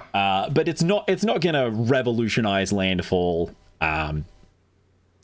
Yeah, unless the landfall deck wants to go in a different direction, right? If it wants to go back to the Tifa build, where it's looking to just like explosively kill very quickly, rather than the current ones, which are capable of playing a fast game or a long game. I think realistically, any serious landfall player knows that going back to the Tifa build is a meme. And also, if you're going back to the Tifa build, you almost want to switch it up into a green-red, trying to kill people on turn 2 somehow deck. Truly I'm going to fire all of my bullets as fast as humanly possible, and if I miss, then you win. In which case, a 4 mana spell does nothing. So we did actually look at the Tifa builds when we were testing for the latest RC, because if the format happens to devolve into non-interactive decks that are just racing each other, then a Tifa build looks really good. As it turns out, we've got actually quite a very interactive standard, and so that's not where we are. But that sort of thing is worth keeping in mind, that if you want to build, like if standard becomes very uninteractive and racy, a little bit like Modern was at one point in time, that sort of build is there. As it is, I wouldn't be surprised if we saw maybe 1, maybe 2 copies of this in Landfall. Perhaps instead of the Leatherheads. This is just a big kill you spell a lot of the time. But yeah, I'm not sure where that leaves it. Somewhere between distinction and competency. I want to just leave it down in competency. I mustn't let myself be too favoritized towards big number go up cards. That's fair. All right. Next up, we have Slumbering Trudge, a 6/6 plant beast for 1 green and also X. This creature enters with a number of stun counters on it equal to 3 minus X. If it entered with a stun counter on it, tap it. So you can play this as a 1 mana 6/6. It's tapped. It has 3 stun counters. It'll wake up on your turn 5. Do I have that right, Samuel? 2, 3, 4. Yeah, it'll untap on your turn 5. Yeah. Yes, or you could play this as a 4 mana 6/6. Yes. Yeah. I feel disappointed by this card, Samuel. The one thing I really want to point out is there are some decks that often really want really cheap, high power creatures. Like in a couple of standards ago, we had the Fight Rigging deck, which just wanted tiny mana value, large power, to just do the thing that the deck was trying to do. Standard has like 3,000 cards in it at the moment, so I can't remember if there's that sort of effect hanging around. But if there is, this would be a really good enabler for it. On the face of it, this is garbage. But if there is some sort of synergy that can get going there, great. Which I feel like is the definition of working towards? I'm in a strong agreement with you there. I think there's some card in Standard that lets you move counters from your creature onto target creature. So you can play this on one and then move all its stun counters to an opponent's creature. That's kind of funny. But that's me. Still in that sort of tier still. Yeah, absolutely. All right, next up we've got Vastland Scavenger. 1 and 2 green for a 4/4. We love our undercosted solid green creatures. For a bear druid with Death Touch, enters prepared, and it has a prepared spell that is bigger than the rest of it. Bind to life. 4 and a green for an instant that says mill 7 cards, then put a creature card from among them onto the battlefield. Now, this I'm fascinated by, Samuel. Is this going to be anything at all like Blanchwood's Familiar? No, that's not what it's called. The one with the adventure. Oh, Bramble Familiar. Bramble Familiar. I mean, Bramble Fam really only ended up seeing play in the airbending deck, and that's because it was a combo piece.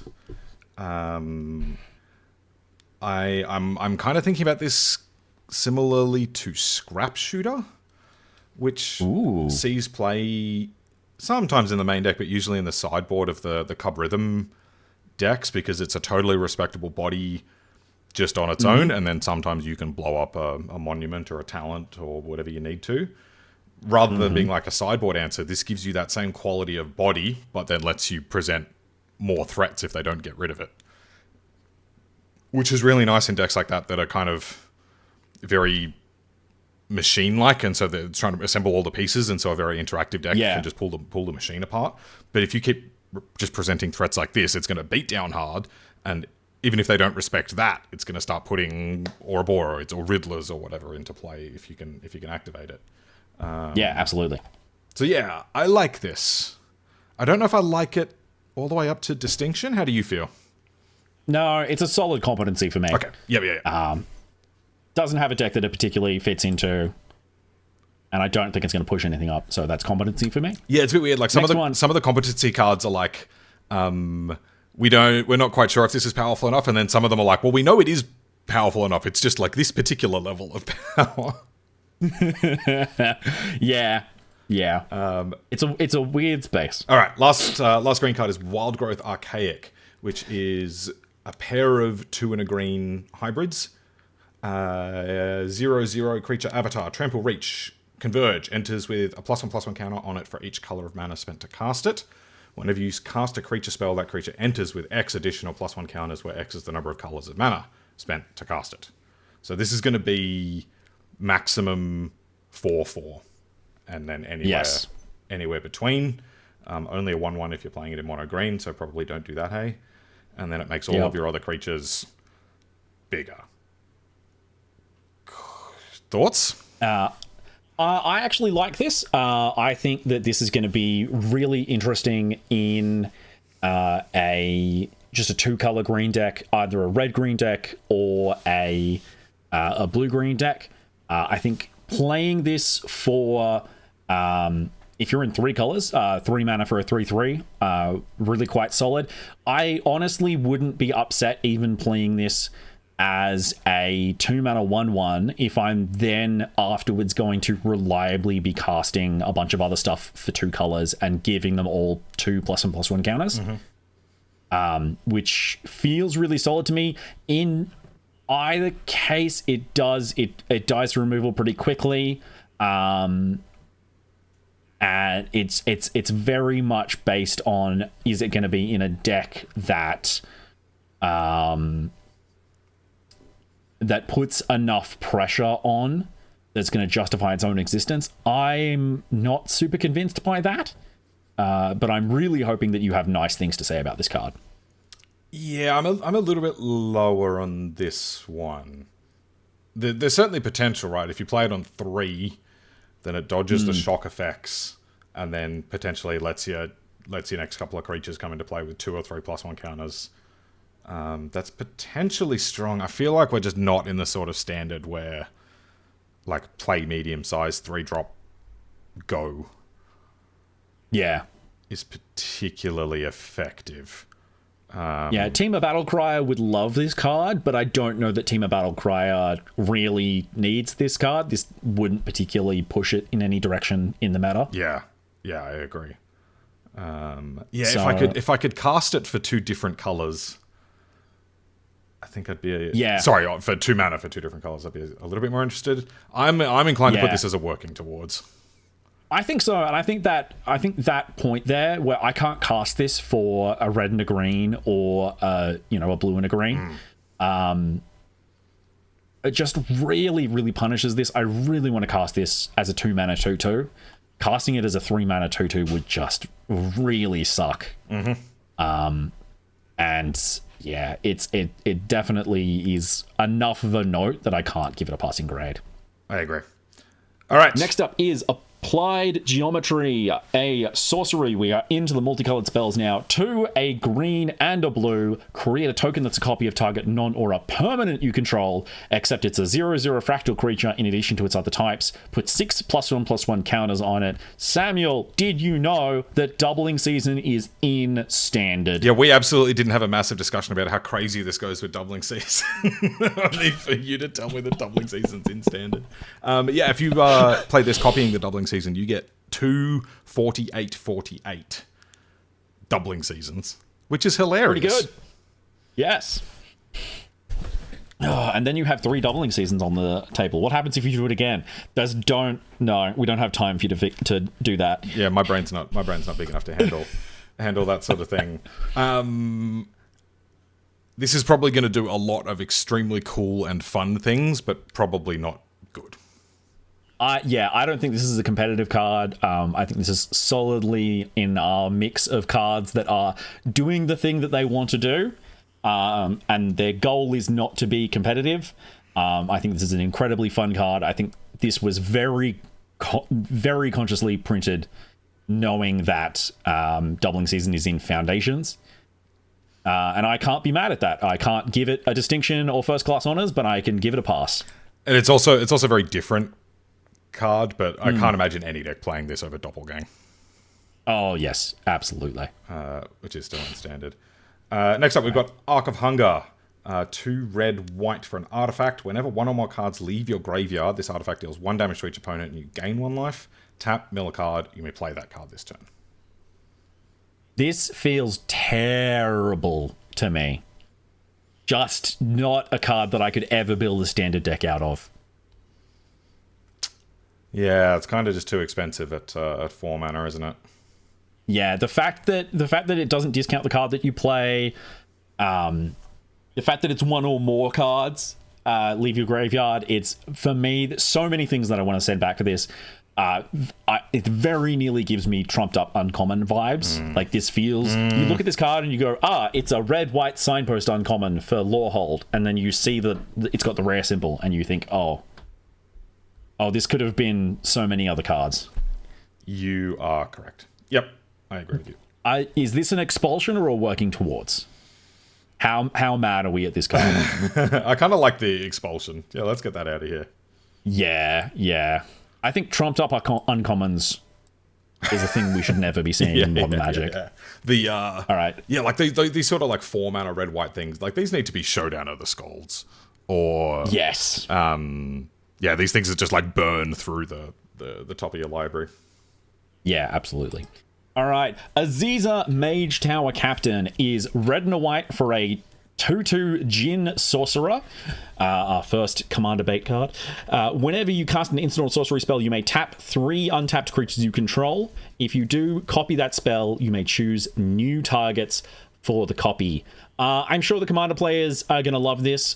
This is very clearly not meant to be any sort of competitive Standard card, unless Samuel is about to tell me that there's something broken that I don't know about. No, I agree. This is oddly similar to the guy from ECL. Yes! Who has hybrid mana, which is actually why I'm going to put this in working towards, because I think this could have been more exciting. I think it could have been stronger. Yeah. I'm so confused by the entire Mage Tower concept. Not least of which because it seems to be named after the World of Warcraft mechanic. Bizarre. All right, next up we've got Berta, Wise Extrapolator, 2 green blue for a 1/4 legendary frog druid with increment. Whenever one or more +1/+1 counters are put on Berta, add 1 mana of any color.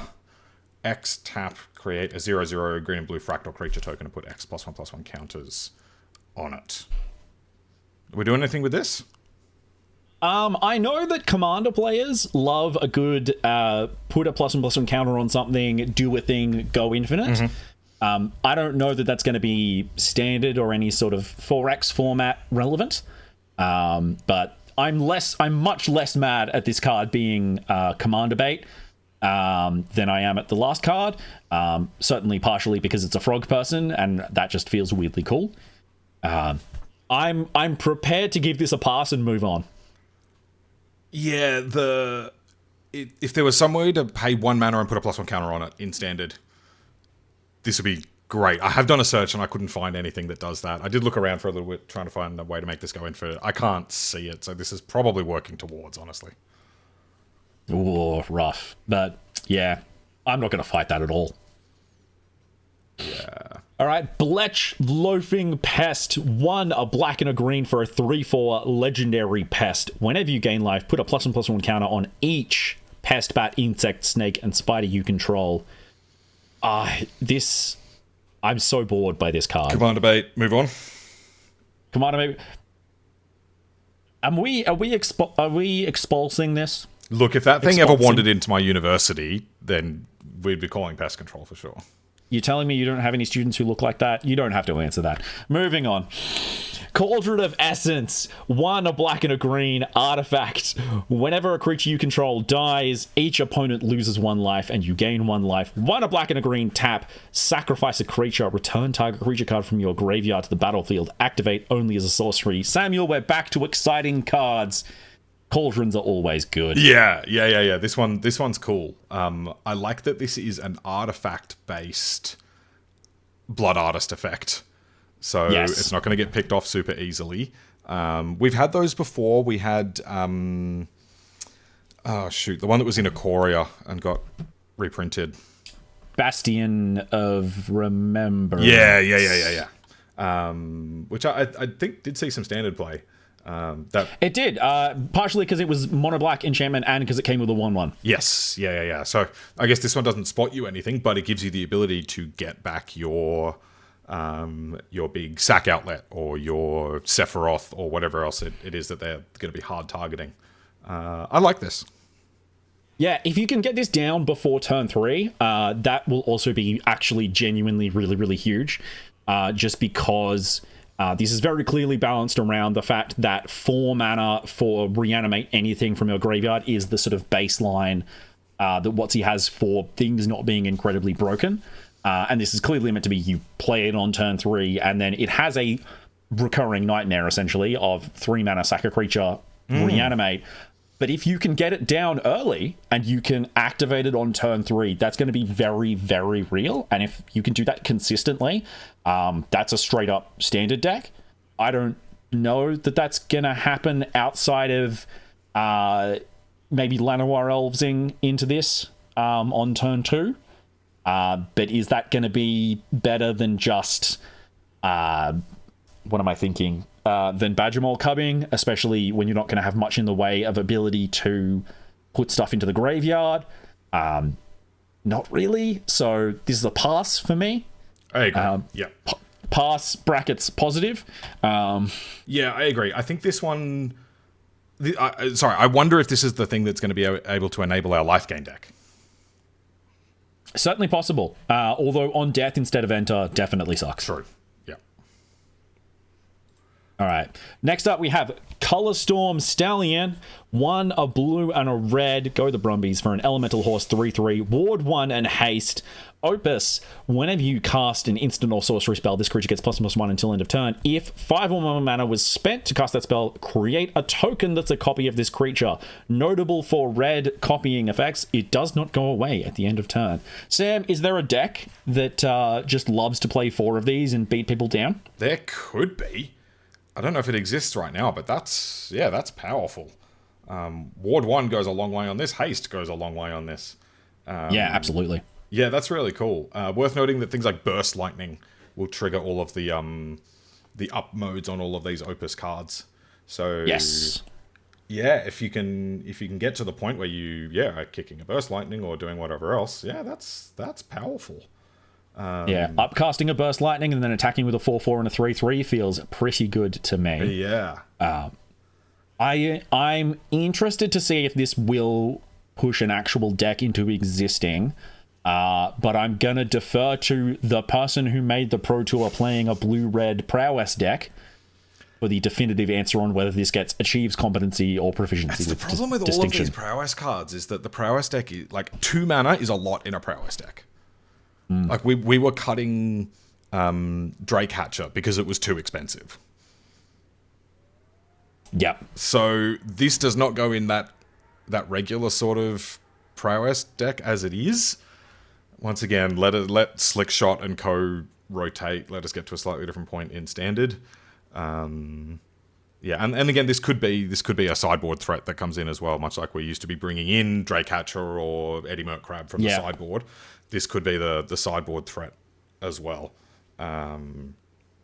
So I'm probably still just going to go achieves competency, but if you want to push it higher, I wouldn't stop you. I'm honestly, I was worried you were going to push it down to working towards, so okay. I'm happy to give it achieves competency. Okay, I do like this one. I think that's one of the better ones in that tier. Yeah. Next up, we've got Conciliator's Duelist, white, black, 4/3 core warlock. When this creature enters, draw a card. Each player loses 1 life. Repartee, whenever you cast an instant or sorcery spell that targets a creature, exile up to 1 target creature, return that card to the battlefield under its owner's control at the beginning of the next end step. Whoa. I would love for this to be incredible. I would love to be saying, hey Sam, would you like flickering spells with prepared creatures to be free? But 4 mana for a 4/3 is so harsh. And in a tough color combination as well. If this was a white black 2-drop, I'd be interested, but yeah. This one gets a strong working towards from me. Okay. I can see what they were going for. Yeah. Just really doesn't get there, and there's nothing much I can say about it. Yeah, the fact that it at least draws a card when it enters, which does mean you can keep targeting itself to keep just drawing cards, like it is kind of self-contained. Yeah. I agree, a strong working towards. That's going to be really fun in draft as well. All right, next up is Dina's Guidance, my straight-up favorite card of the set. Ooh.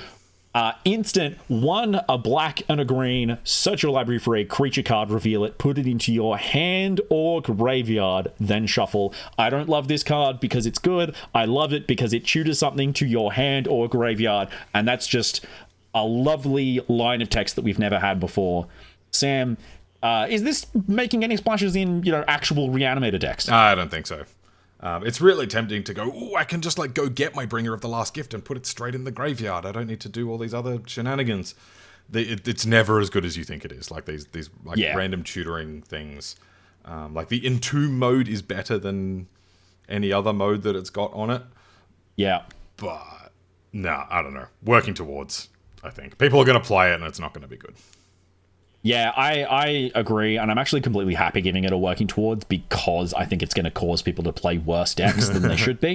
Yeah. Which, it pains me. It's like, you're my favorite student. Why have you failed me? If you have a look actually at Formidable Speaker, because Formidable Speaker is just a far better version of that effect. Yeah. Formidable Speaker is dropping off in play from every deck, because people are finding it's just not efficient enough, and that one adds a 2/4 to the board and does multiple things at the same time. Standard is too fast and efficient for that sort of thing now. All right. Which does mean we may need to fix what's broken, which is 2 white black as an additional cost to cast this spell. Pay X life. Return each artifact and creature card with mana value X from your graveyard to the battlefield. I hate that I showed this to you, and your immediate response was, why aren't Atraxa and Grizzlebrand the same mana value? Your greed knows no bounds. Well, sometimes you've got both in your graveyard, and you want all of it. Unbelievable. Can you see anything that we're doing with this? So I do want to say that if you have, say, for instance, 3 Terror of the Peaks in your graveyard, and you pay 5 life and put them all onto the battlefield immediately, you win the game. Okay, that's cool. Which I do think is going to be how this card's used. This is essentially mass reanimation, hitting a magic in a weird way. This is almost Yu-Gi-Oh! Synchro summoning, which I think is hilarious. I think there's going to be a very real deck that comes out of this. I think fundamentally it's going to be very inconsistent, and regular Reanimator is just going to outpace it. But I can't give this a failing grade. I think as soon as you reanimate 2 things with this, it's an incredible card. Okay, what if I hit you with Deceit and Emptiness? Both cost 6. Oh, no. Yep. Detention Chariot, which is an uncommon from Aether Drift, which is a 6 mana 6/6 vehicle, and when it enters, it O-rings one of their creatures or artifacts. Has cycling for a single white. Oh, no. And Thundering Broodwagon is 2 black, black, green, green, 6/5 menace reach vehicle. When it enters, it destroys something with mana value 4 or less that they have. Has cycling too. Oh, so horrifying. Yeah, are we playing like a version of like Standard Living End with that combination? As a person who currently pilots actual Standard Living End, immediate expulsion. The obvious downside to this is you need to pay 6 life to make it happen, and so the aggro deck only needs it to get you to 6 instead of 0, and suddenly your deck doesn't do anything. So for me, this is the competency. Okay. I think if there was if this slotted straight into a deck, if there was in fact just a really solid combo that we could put this into, it would be an easy distinction. Yeah. And maybe as professors, we're failing this card and it deserves a higher grade than we're giving it. No, I think there's always that possibility. I think it's got potential, but it's going to take a bit. All right, next. All right. Geometer's Arthropod is a crab. Green or blue, 2 mana for a 1/4 fractal crab. Whenever you cast a spell with X in its mana cost, look at the top X cards of your library, put one of them into your hand and the rest on the bottom of your library in a random order. I think this is cute, and that's the nicest thing I can say about this card. Commander, immediate expulsion. Yeah. Frankly, this should have been in the Commander precons. Agreed. Yeah, what's this doing in Standard? Hardened Academic, red, white, 2/1 bird cleric with flying and haste. Discard a card to give it lifelink until end of turn. Whenever 1 or more cards leave your graveyard, put a +1/+1 counter on target creature you control. Samuel, how does it feel to be finally represented in a Magic card and then be personally insulted by it being made red-white? Why isn't it blue-green? This sucks. Oh. No, see, hardened in this case, because it's a white card, means literally. It's hardened like it's got a shell. Anyway, 2/1 flying haste in red-white is... It's supporting a deck that doesn't currently super exist. Yeah. It having discard a card against lifelink, weirdly good. Just because Monument is currently a thing that exists. True. Not that I'm super convinced the Monument deck can support a 3rd color. I don't know how often that 3rd ability is going to go off, to be frank. I don't know that it needs to. I think factoring in the power of this card, it just sort of passes based on it's a particular threat that doesn't really exist in Standard as it is, and I'm happy to give this card the credit that it deserves for not being better than Slickshot Show Off, but at least standing ominously behind it. I agree, yeah. The fact that, this synergizes with Marauding Mako or any of the other discard synergy cards, including Monument. And then if you pair this with the card Flashback or any of the other cheap cards that have Flashback, that's potentially a pretty good engine, and it races really well because when it discards against lifelink. I'm kind of into it. It's probably still just competency for the moment, but I could see it. Yeah, for sure. I could see it seeing play. Absolutely. All right, we're into our big dragons. Lorehold the Historian, 3, a red and a white for a legendary Elder Dragon, a 5/5 flying haste. Each instant and sorcery in your hand has Miracle 2. At the beginning of each opponent's upkeep, you may discard a card. If you do, draw a card. Samuel, I want to expel this card for it putting Miracle back into Standard because of what it does to competitive players. Yeah, Miracle is a bit of a pain in the neck when you're playing in paper, because you need to draw your cards super awkwardly. I love this cycle. These dragons are all so cool. Yeah. I don't know. Is this good? I think it is. I think it genuinely is. I'm looking forward to seeing big, weird, mid-rangey, dragony decks around this. My hatred for Miracle is offset by the fact that you don't actually have to be constantly bluffing that you have Miracle cards in your deck, because it only matters while this card is on the battlefield. So I'm more than happy to give our first Dragon Headmaster proficiency with distinction and avoid any possible conversations of nepotism. The fact that this is a 5/5 flying haste, yes, goes a long way. It really does. But what instant and sorceries are we playing in Standard that cost more than 2 anyway? Yeah, absolutely. Wraths, so you can kill your own Lorehold. Stock up, I guess. Yeah, it's definitely going to be not a thing that we're triggering all of the time.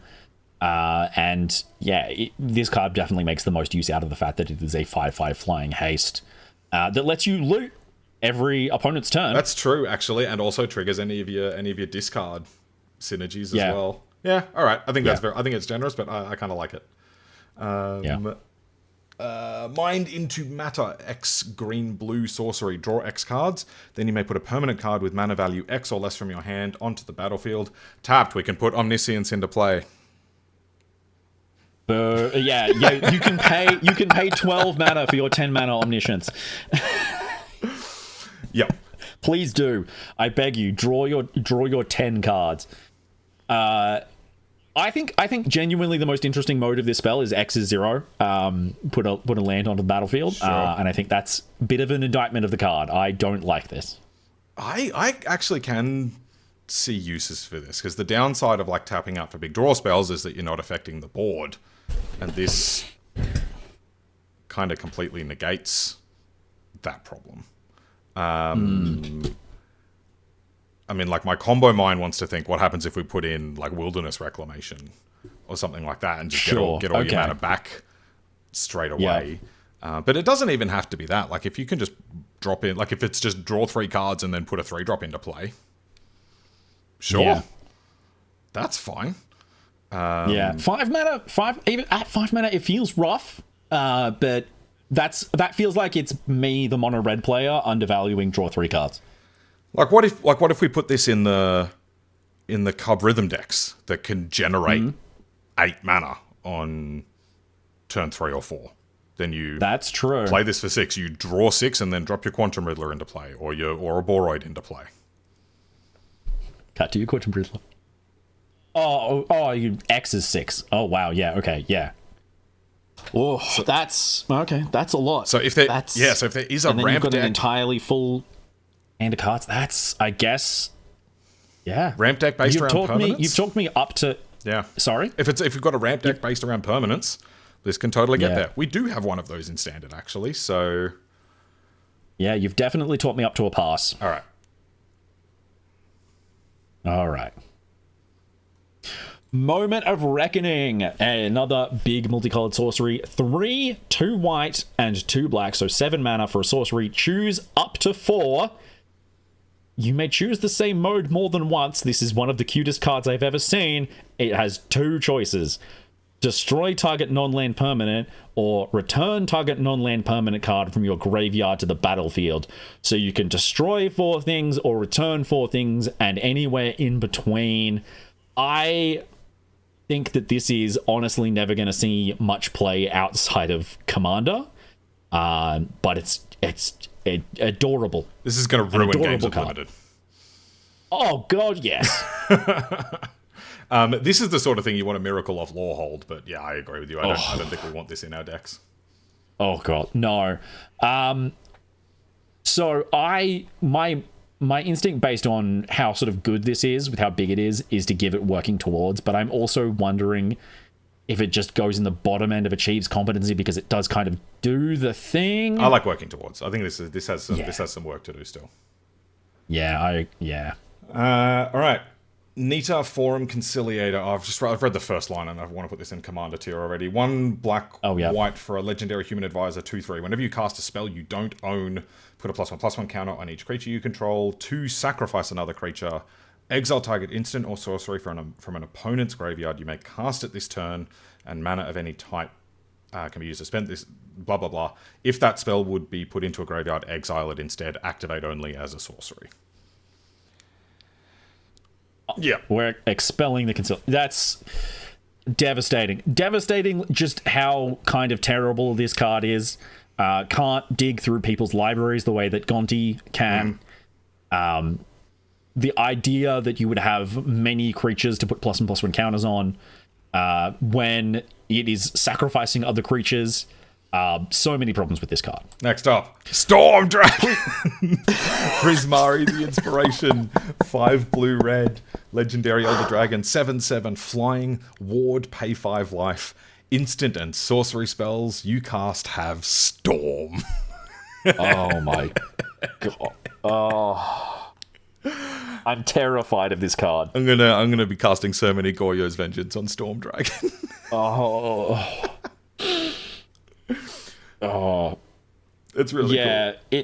It's there's so much you can do with this card. It's hard to know where to start. Genuinely, like, playing this off any cheat spell, the storm count is already at 1. Yeah. Horrifying. Ward, pay 5 life is just rude. On a creature that does not need to ever attack. I just putting this up in proficiency with distinction. If Sam's going to tell me that this meaningfully changes modern or pioneer or something, then I'll happily push it up to first class with honors. No, look, in all honesty, like, it's still not as good as reanimating Atraxa, but I do like the idea of Goyos this into play, cast a second Goyos to put your Atraxa and your Gristlebrand into play, and then triple Thoughtseize them. Like, oh my god. Or if you, play this and then double Thoughtseize them, and then, no, you play this and then Ephemerate and then triple Thoughtseize them. There's cool things you can do. That's so rude. The question is, in formats where you can get this into play for 2 mana, is it better than Atraxa? Probably not, but I'm still going to have fun doing it. Yeah, absolutely. I think the biggest benefit this has over Atraxa is that it doesn't force you to build your deck a particular way. Or it lets you build your deck in a way that you would already want to, in that it's very instant and sorcery heavy. Sure. Whereas, that is one of the things that people take for granted about Atraxa, that it's relatively easy to get tons and tons of cards off of it. But it is a meaningful thing. It is a meaningful thing to consider. Yep. All right. Professor Delian Fell. I can't even check that that's how I would say it, because there's stuff in front of his name. 2, a black and a green for a legendary planeswalker. 5 loyalty. +2, you gain 3 life. 0, you draw a card and you lose 1 life. -3, destroy target creature. -6, you get an emblem with whenever you gain life, target opponent loses that much life. Sam, how much do we love 4 mana for destroy target creature, and then it's a Phyrexian Arena afterwards forever? Yeah, I think I like this one, actually. This is kind of back to that classic Planeswalker design that used to be tick up, draw a card, tick down, destroy a thing, ultimate, win the game. Yep. But in this case, it's a 0 to draw the card and you lose 1 life. But most of those Planeswalkers were 5 mana. Teferi, Hero of Dominaria being the most famous example. This is only 4. Which, yeah, I think plays really nicely in a mid-range sort of deck. So I'm actually pretty high on this one. Yeah, I really like this. I really like that they've given this an ultimate that's not... It's not really you win the game. Like, it would be part of a you win the game combo, obviously. But you can really tell that he's trying to get players to cast this and use it as a planeswalker that just sits on the battlefield generating value so that players will realize how good that is. And I feel like this is just perfect for that. I think I want to give this at minimum proficiency with distinction. I agree, yeah. Do you reckon... I think for standard it would be an honors card, but if we want to go with the same logic as some of the others, it probably stays in distinction. But I don't think this will be a really strong one in standard. Yeah, I agree. I'm gonna put it in distinction so that we don't get called madmen. Okay. All right, Quandrix the Proof, for a green and a blue legendary Elder Dragon, 6/6, flying trample, Cascade, which is not discover. When you cast this spell, exile cards from the top of your library until you exile a non-land card that costs less. You may cast it without paying its mana cost, and then put the exiled cards on the bottom in the random order. Instant and sorcery spells you cast from your hand have Cascade. I'm excited for this, but unfortunately Cascade is just not a competitive thing. It is very much a fun, memey, commandery type thing. Famously, no decks have ever been made consistent with the Cascade mechanic. I can't tell whether you're doing a bit right now.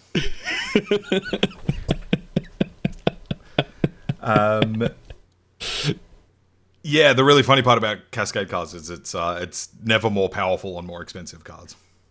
Yeah, it's actively worse the more expensive the card is. Yeah. People, ironically, casual players love casting really big spells with Cascade because they always imagine casting the next biggest cost spell, which never happens. Mm-hmm. You know, you always do your Cascade 6-drop into your Sakura Tribe Elder, and you're like, oh, okay. And then you have decks turning around and they're going, I Cascade my 2-drop into Living End, I win the game. Mm-hmm. Yeah, exactly. Yeah. I mean, yeah, we did have Quintorius, and there is a Pioneer Quintorius combo deck. But yeah, that's why we don't print clones at 3 mana. Yeah, exactly. This looks extremely fun, but probably not constructed competitive. Yeah, absolutely. I just because I am not mad at this card, I'm going to bump it up from Commander Bait to just working towards. I'm a fan. Yep, let's do it. All right, musicians rejoice. We have Resonating Loot, and not the stupid Teamer Loot character. 2 blue-red artifact. Lands you control have tap, add 2 mana of any one color. Spend this mana only to cast instant and sorcery spells. Tap, draw a card. Activate only if you have 7 or more cards in hand. We love a Library of Alexandria on an artifact. Yes. What a wild pull. Yes. On a 4 mana is it artifact. I'm interested in any card that doubles mana. Yeah, I was actually pretty low on this when I first saw it, and you were the one who turned around and went, no, I'm pretty sure that playing this and then exploding either that turn or the following turn is good, actually. Yeah, echoes of Fires of Invention. Wilderness Wreck's a little bit different, but kind of similar thing. The Nissa, the 5-mana Nissa Planeswalker that doubled all your mana. These cards have very commonly been extremely powerful. So yeah, if we can get to turn 6, and then you can play this with 4 mana still available, and then if you've got ways to untap your lands or put more lands into play or whatever it is, I think this is worth paying attention to. I don't know what we're doing with it just yet. And we would feel like morons if we put Fires of Invention in Achieves Competency, but because I don't quite know where we're going with this, I think that's where I want to put it. I'm prepared to have people look back on me the way that we look back on people who rated Fires of Invention the way that they did when it came out. Yeah. and just put it down in Achieves competency because, look, it might just not have anything show up that makes it work. There's always a chance of that. Silverquill, the Disputant, 2 a white and a black for a 4/4 flying vigilance. Actually, finally, a really, really nice stat line in white-black. Each instant and sorcery spell you cast has casualty 1. So that's as you cast it, you may sacrifice a creature with power 1 or greater. When you do copy the spell, Sam, I think this is going to be the center of a beautiful value deck. And it's just never, ever going to make it into the top tier alongside your Prowesses and your Badgermole Cubs, as much as I want it to. Yeah, I think I agree. I think you probably want to cast this on turn 5, where you play an Erode or some other 1-mana removal spell that you immediately copy and take out 2 of their things. That sounds pretty exciting to me. I think I'm inclined to agree. Yeah, I think this is definitely standard playable, but probably not going to take over. Yeah, for me, this is our first dragon in Achieves competency. Great. Next up, we've got Splatter Technique. No jokes. I wasn't. Nobody. No comments about this card. No jokes from you. I wasn't going. Why do you always assume such things? 1 blue, red for a sorcery. Choose 1. Draw 4 cards, or Splatter Technique deals 4 damage to each creature and Planeswalker. Remember when sometimes Wraths just got stuck in your hand because they didn't have any creatures? I know, right? Holy moly! So I'm of two thoughts about this, because I actually think that this is going to be an interesting one where the 4 damage is going to be too much for a lot of the rats. Like, you're gonna want to play this in your blue-red control-y type deck. You're still gonna need things like fire magic to deal with early stuff. But then this isn't going to be enough damage to clear the table of 5/5s like Enimert Crab, which is gonna be a bit tough for this card. The draw 4 card upside really is actually kind of making up for 5 mana for a 4 damage Pyroclasm being pretty underwhelming. Yeah, I disagree. I think this is really, really good. Partly because it hits the Planeswalkers as well. So Ral, Crackling Wit is one of the best cards in Standard at the moment, at least out of sideboards, and this annihilates all the otters that he's made, all of the other blockers they've left back to protect him, and deals 4 damage to the Ral itself. It takes out all of Demir's little crappy idiots, including Preacher of the Schism and the Kaito itself, which is a big part of what red decks have been missing, right? They can handle all the creatures, but they can't get on board effectively enough to pressure a Planeswalker. So this will take out the Kaito as well. Then it also clears the entire Badgermole board, including Ice-Till Explorer. I think this is really good. I don't know if it's blue-red control specifically, or some sort of Temur control, or if this just goes in the sideboard of the Prowess decks when they do the post-board control pivot. Like, I think the Wrath on its own is really good. And then when they haven't played the Ral, when you're just sitting there playing a different sort of game to that, it's a draw 4. You ever drawn 4 cards? Feels amazing. How many copies of this would you have put in your Pro Tour qualifying deck? Yeah, it's a good question. 2 in the sideboard, maybe? Yeah, probably. Yeah, probably 1 in the sideboard. That's in a deck that like thinks 2 mana cards are expensive. I think this is that good. But yeah, again, if we get to a Temur deck that's looking to ramp and control, and we tend to see these sort of decks pop up in Standard a lot. They are often on the lookout for a sweeper, and it normally has to just be a 3 mana, 3 damage to everything sweeper, and they're usually insufficient. The fact that this bridges that gap and is never dead, it's just a draw 4.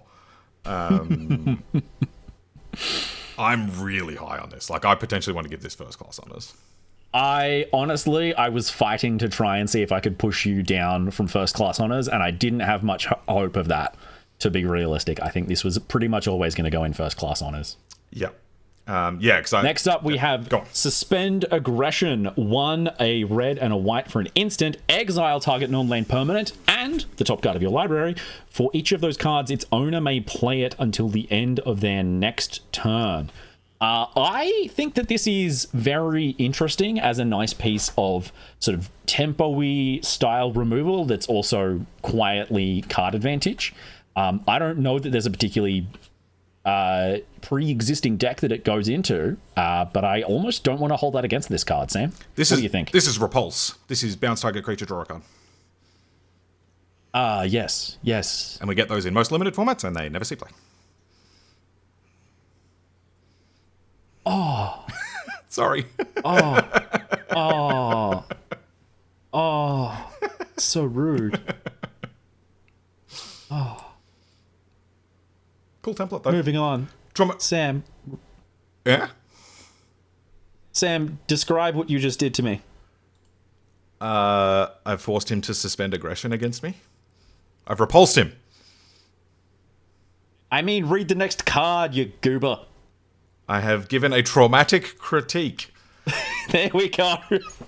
X blue red instant deals X damage to any target. Draw 2 cards, then discard a card. I find this card very interesting. Yes. At X equals 0, this is not bad. We live in a format where blue-red decks are wanting to discard cards, are wanting to kind of move through their library pretty quickly, toss an extra mana on it, and it can pick off a Llanowar Elves or there's something else important that needs to go. Or if you get to a really late-game situation, it can just blast face as well. And so between this and Burst Lightning, there's potentially an Izzet deck that can put a lot of damage towards face as well. Yeah, absolutely. Flip side, it's inefficient. And these blue-red decks really rely on being hyper efficient. So I don't think this would make it into Prowess. I think it's too expensive for that. But into some sort of Marauding Marco deck? Yeah, absolutely. Potentially, yeah. I look forward to this seeing play alongside Mana Sculpt. Sure. And this just whatever extra colorless mana we got just turns into face damage. I kind of love that, actually. Yeah, Thundertrap Trainer into Mana Sculpt or Traumatic Critique. Yeah. I'm kind of into that. Toss that one up into Proficiency. Yeah. I love when a random thought that I have bumps a card up a grade.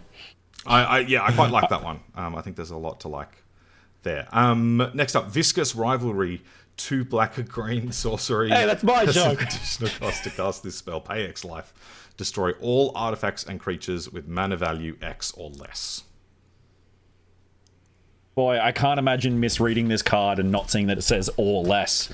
Because it's really good with those last 2 words. Yeah. This one reminds me most of... there was a card from original Strixhaven that was 2 black green, destroy everything with mana value 2 or less, and then you make black or green mana equal to the number of things you destroyed. Yes. And that card has seen a bunch of play in formats. Sees modern play occasionally. It's just a really good answer to Affinity spewing stuff onto the board. So yeah, if we end up with a deck that does that tends to spew things onto the board, I quite like this. Yeah, I could absolutely see playing this, and you have to pay a lot less life than I think that most people would expect for this to be just a really solid board clear. I would put this at least in Proficiency with Distinction. I agree. Let's just move on. Great. Witherbloom the Balancer. Our first dragon with incorrect stats. Because he is a 5/5 legendary Elder Dragon for 6, a black and a green, and he has affinity for creatures. And also Flying, Death Touch, and instant and sorcery spells you cast have affinity for creatures. Sam, I'm putting this in immediate expulsion for a flavor fail, unless you can give me a good reason not to. What's the flavor fail? because the rest of them all match. They're all square statted with their mana value. 5 mana 5/5, 4 mana 4/4, 6 mana 6/6, and then this guy just assumes that you have 3 creatures on the battlefield. Unbelievable that they would do an entire cycle like this, and then one of them doesn't match. Terrible. Let me talk to you about Witherbloom with Rhythm, Nature's Rhythm. Oh no! Oh no! Because again, if you do the Cub Rhythm deck, you spew 4 or 5 creatures onto the board in the first couple of turns, and then you can play this for, let's say, 3 mana. Yeah. And then if we're on turn 5 or 6, I mean that means you can fire off a Rhythm for 5 pretty much straight away. Yeah. That's a better than what that deck is doing already, or is that just kind of a little bit win more, right? It's like when the deck is doing its thing, Witherbloom is great, but when the deck is being interrupted and can't get its creatures to stick properly, this is just going to kind of rot in your hand, and the deck doesn't play that many instants and sorceries. It's really just Rhythm. So the deck's also not in black currently, which I think is a big deal. True, yeah. It has been in the past. There has been a black version of it before. I think particularly when it wanted access to Requiting Hex or discard spells. I think discard spells were the thing it really wanted.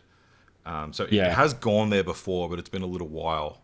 You're right though. But yeah, between the fact that it's not really in those colors anymore and it feels a little bit win more, like it's only going to be really cool when you're already going off. Strong agree. Yeah, I feel like this will be a competency. It is a powerful card, especially with Nature's Rhythm hanging around. Are you prepared to argue for it to be incompetency? Look, I mean, if you want to balance things out and put it in working towards, I think that's fine. I think that's entirely justified. All right. Go. Next up, Zephyr and the Tempests. 5, a blue and a red for a legendary creature, human bard, sorcerer. 5/7. Once during each of your turns, you may cast an instant or sorcery spell from your hand without paying its mana cost. This feels like Commander Bait. Commander Bait, move on. So we have the... I don't know what we're calling them now, the Deathcap Glade cycle now. So we've got Deathcap Glade, Dreamroot Cascade, Shattered Sanctum, Stormcarved Coast, and Sundown Pass, originally printed in Crimson Vow. I know these are extremely popular in Commander. They are fairly expensive, so getting a reprint is awesome. These will see a lot of play in Standard. Yeah, they're literally not even on my list here because there's nothing to discuss. They're rare lands. Rare lands are always either, rare lands or they're awful, horrible ones like the Final Fantasy ones. All right, so let's talk about Great Hall of the Biblioplex then. This is a land that has tap, add colorless, tap, pay 1 life, add 1 mana of any color, spend this only to cast an instant or sorcery. And then 5, if this land isn't a creature, it becomes a 2/4 wizard creature with whenever you cast an instant or sorcery spell, this creature gets +1/+0 until end of turn. It's still a land. I'm just furious that they didn't just make it a 2/2 with prowess and save themselves 3 lines of text. But moving on from that, do we like this card? Look, I don't. And genuinely, I think it's because the tapping for colorless as a baseline is really, really rough. Yeah. I think that's going to really stop this from finding any home because it's going to mean that realistically you would put this in a 2-color deck and be paying life for it all the time, as opposed to putting it in a many-colored deck and enjoying the fixing that you're getting from it. I also just really dislike the fact that they specifically disallowed the ability to repeatedly reactivate the animation ability and give the creature more instances of definitely not prowess. I think they should have let you do that. I think that would have been great. Yeah, this one's really tough. On the surface it reads kind of powerful, right? Because like I've played my share of mana confluences in the past.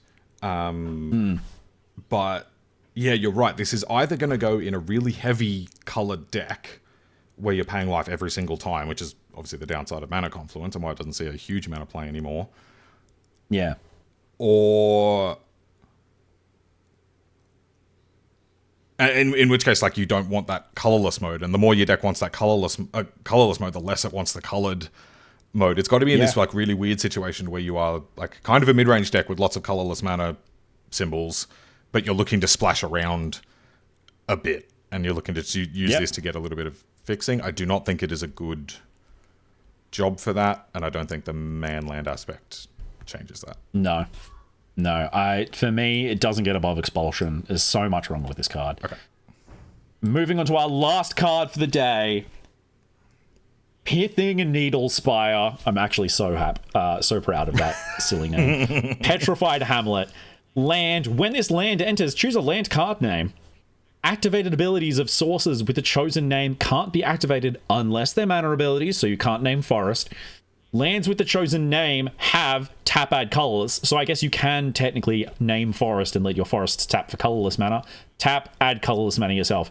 Sam, obviously this has nothing to do with Standard. You are my resident person who knows about Eternal formats. Tell me what this does. Yeah, so point number one, this is a colorless land, and a lot of people like to dismiss that as just kind of free, and it's really not. The colored requirements in most decks, particularly in Modern, are very heavy. The more one mana things there are in a format, the more that matters. That being said, there's a couple of things that are really good to name with this. In Standard, there's Ba Sing Se. Yep. I don't know what deck plays this to stop Ba Sing Se, but that is relevant. But really relevant in Pioneer and especially Modern is Boseiju.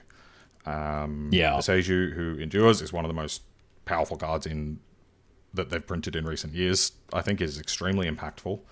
Boseiju happens to be really good against both Tron decks for breaking up Tron, which are very happy to play a colorless land, or artifact decks, which again don't really care about the colorless land. So I think that gives it two really good homes, and I'm sure there'll be more as well. You can play this at least as a sideboard card against Amulet Titan and turn off a bunch of their crazy shenanigans. I'm